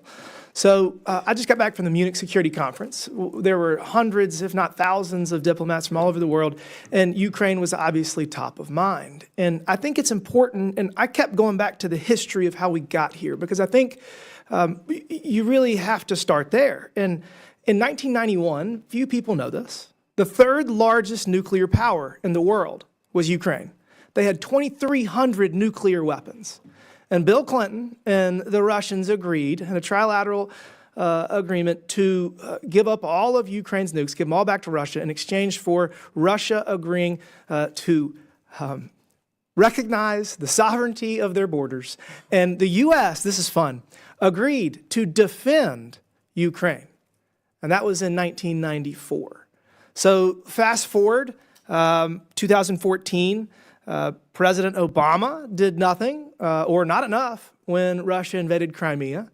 And then fast forward to 2022, and President Biden, after his horrific withdrawal from Afghanistan, again, did nothing. So as we talk about the word confusing was used, approach that this administration is taking to Ukraine in an attempt to end this war, I think that President Trump deserves the benefit of the doubt, deserves some leeway to engage in this process to try to end this war. And, you know, the most frustrating thing for me was that one of the confusing things coming out of this is Zelensky's flip-flop on mineral rights. Because when the vice president and the secretary of defense were there for the first day or two in Munich, there was widespread agreement about a plan on mineral rights. And then they left, and within 24 hours, Zelensky's now criticizing the U.S., criticizing Trump, criticizing Secretary Rubio. It actually didn't make any sense to me. And I think that President Trump's language is because of that. And I think that Zelensky needs to appreciate that we are running out of grace as it relates to this conflict, and President Trump has the ability to, and Secretary Rubio has the willingness to end this conflict. And, you know, we're going to have some whiplash over the next couple of weeks as they do that. But let me tell you a little spoiler alert. It's going to end, because that's what President Trump said was going to happen. And I believe that Zelensky needs to appreciate that he is not going to become a member of NATO. That's just not going to happen. It's a red line for Putin, and I don't know why we keep talking about it. It doesn't mean that President Trump is not going to create a scenario in which the United States defends Ukraine in the future. That's the purpose of the mineral rights deal. So we got to give a little leeway to President Trump and to his team. They have earned it.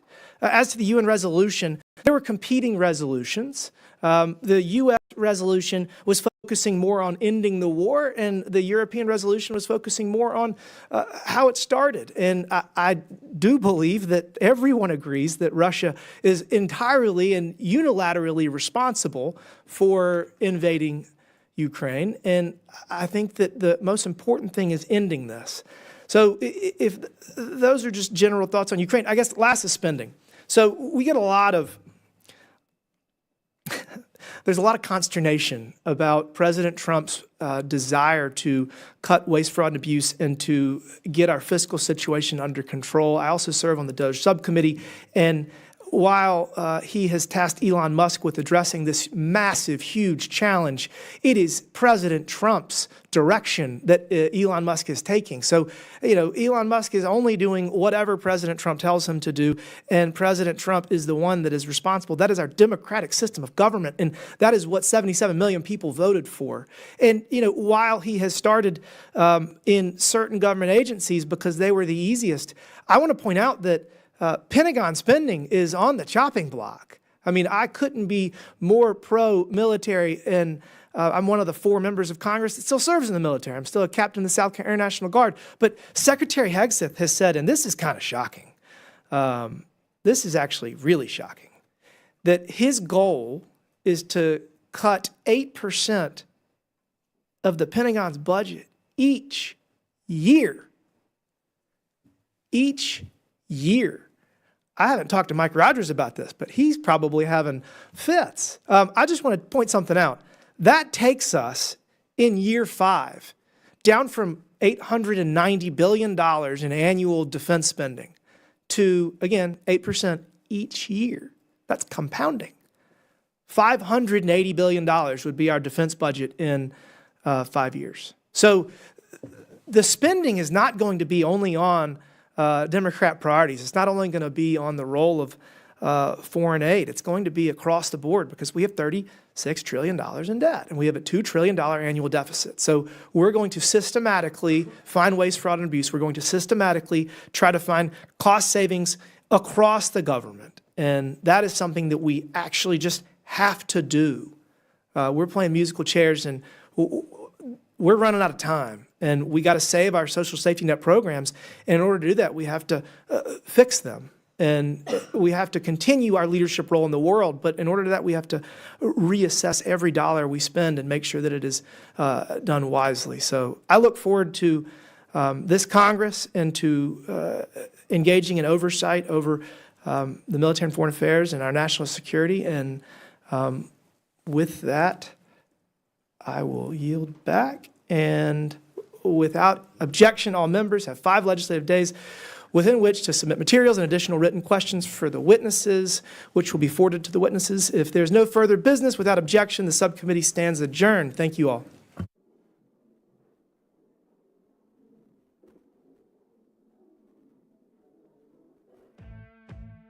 Welcome to Right Side Broadcasting Network, your trusted conservative news outlet. At RSBN, we deliver the truth when the mainstream media falls short. Since 2015, we've proudly broadcasted every single one of President Trump's iconic MAGA rallies, bringing you the excitement and energy live before anyone else. By watching RSBN, you get an unfiltered front row view of the action on the ground. We interview the crowds to give a voice to millions of Americans just like you. We show you President Trump's speeches in their entirety, free from interruptions and censorship. We cover the stories that matter to you with the integrity and passion you deserve. Thank you for choosing RSBN as your home for America First News. Together, we stand strong, united, and informed. So join us and be part of the right side of history. I'm excited to announce that we're having our first ever mega sale on overstock clearance and brand new products. For example, save over 50% on this season's flannel sheets. Queen size only $59.98. Kings only $69.98. They sell out fast every year, so order now. Save 20% on our brand new My Crosses. They're designed in the likeness of the one I've worn every day for over 20 years. They come in men's and women's, and they're made right here in the USA. Get our 2025 6-piece My Towel sets for only $29.98. Our initial quantities are extremely low, so get them now before they go. And our best-selling standard My Pillows, just $14.98. So go to MyPillow.com or call the number on your screen. Use this promo code to take advantage of our first ever mega sale. But wait, remember that $75 free shipping rule? Well, that ship is sailed because right now, every order ships absolutely free. Parents, do your kids know what courage really means? It's about standing up for America even when there's a target on your back. That's why Mike Huckabee's team created the Kids Guide to the Courage of the President. This important guide tells kids everything they need to know about President Trump's unwavering courage, and you can get it for free. With your free order, you'll receive free bonus gifts, including the Kids Guide to President Trump and a Christmas ornament commemorating Trump's call for us to fight. Get it all for free at freetrumpbook.com. That's freetrumpbook.com. Hey y'all, it's Silk from the Diamond and Silk Chit Chat Live Show. Look, don't forget to check me out right here on RSBN Network. Be sure to watch the show on Right Side Broadcasting Network, and I want you to support Right Side Broadcasting Network. Yes, it's imperative that you do so, okay? I look to see y'all soon. Bye-bye. Families across the nation have arrived at a heartbreaking crossroad to surrender their beloved animals at alarming rates due to inflation and soaring costs of living. There are so many overcrowded shelters. So many dogs need a home, but it's all of us working together to solve this crisis. This fight requires both doers and dollars. Join us at Big Dog Ranch Rescue. Please sign up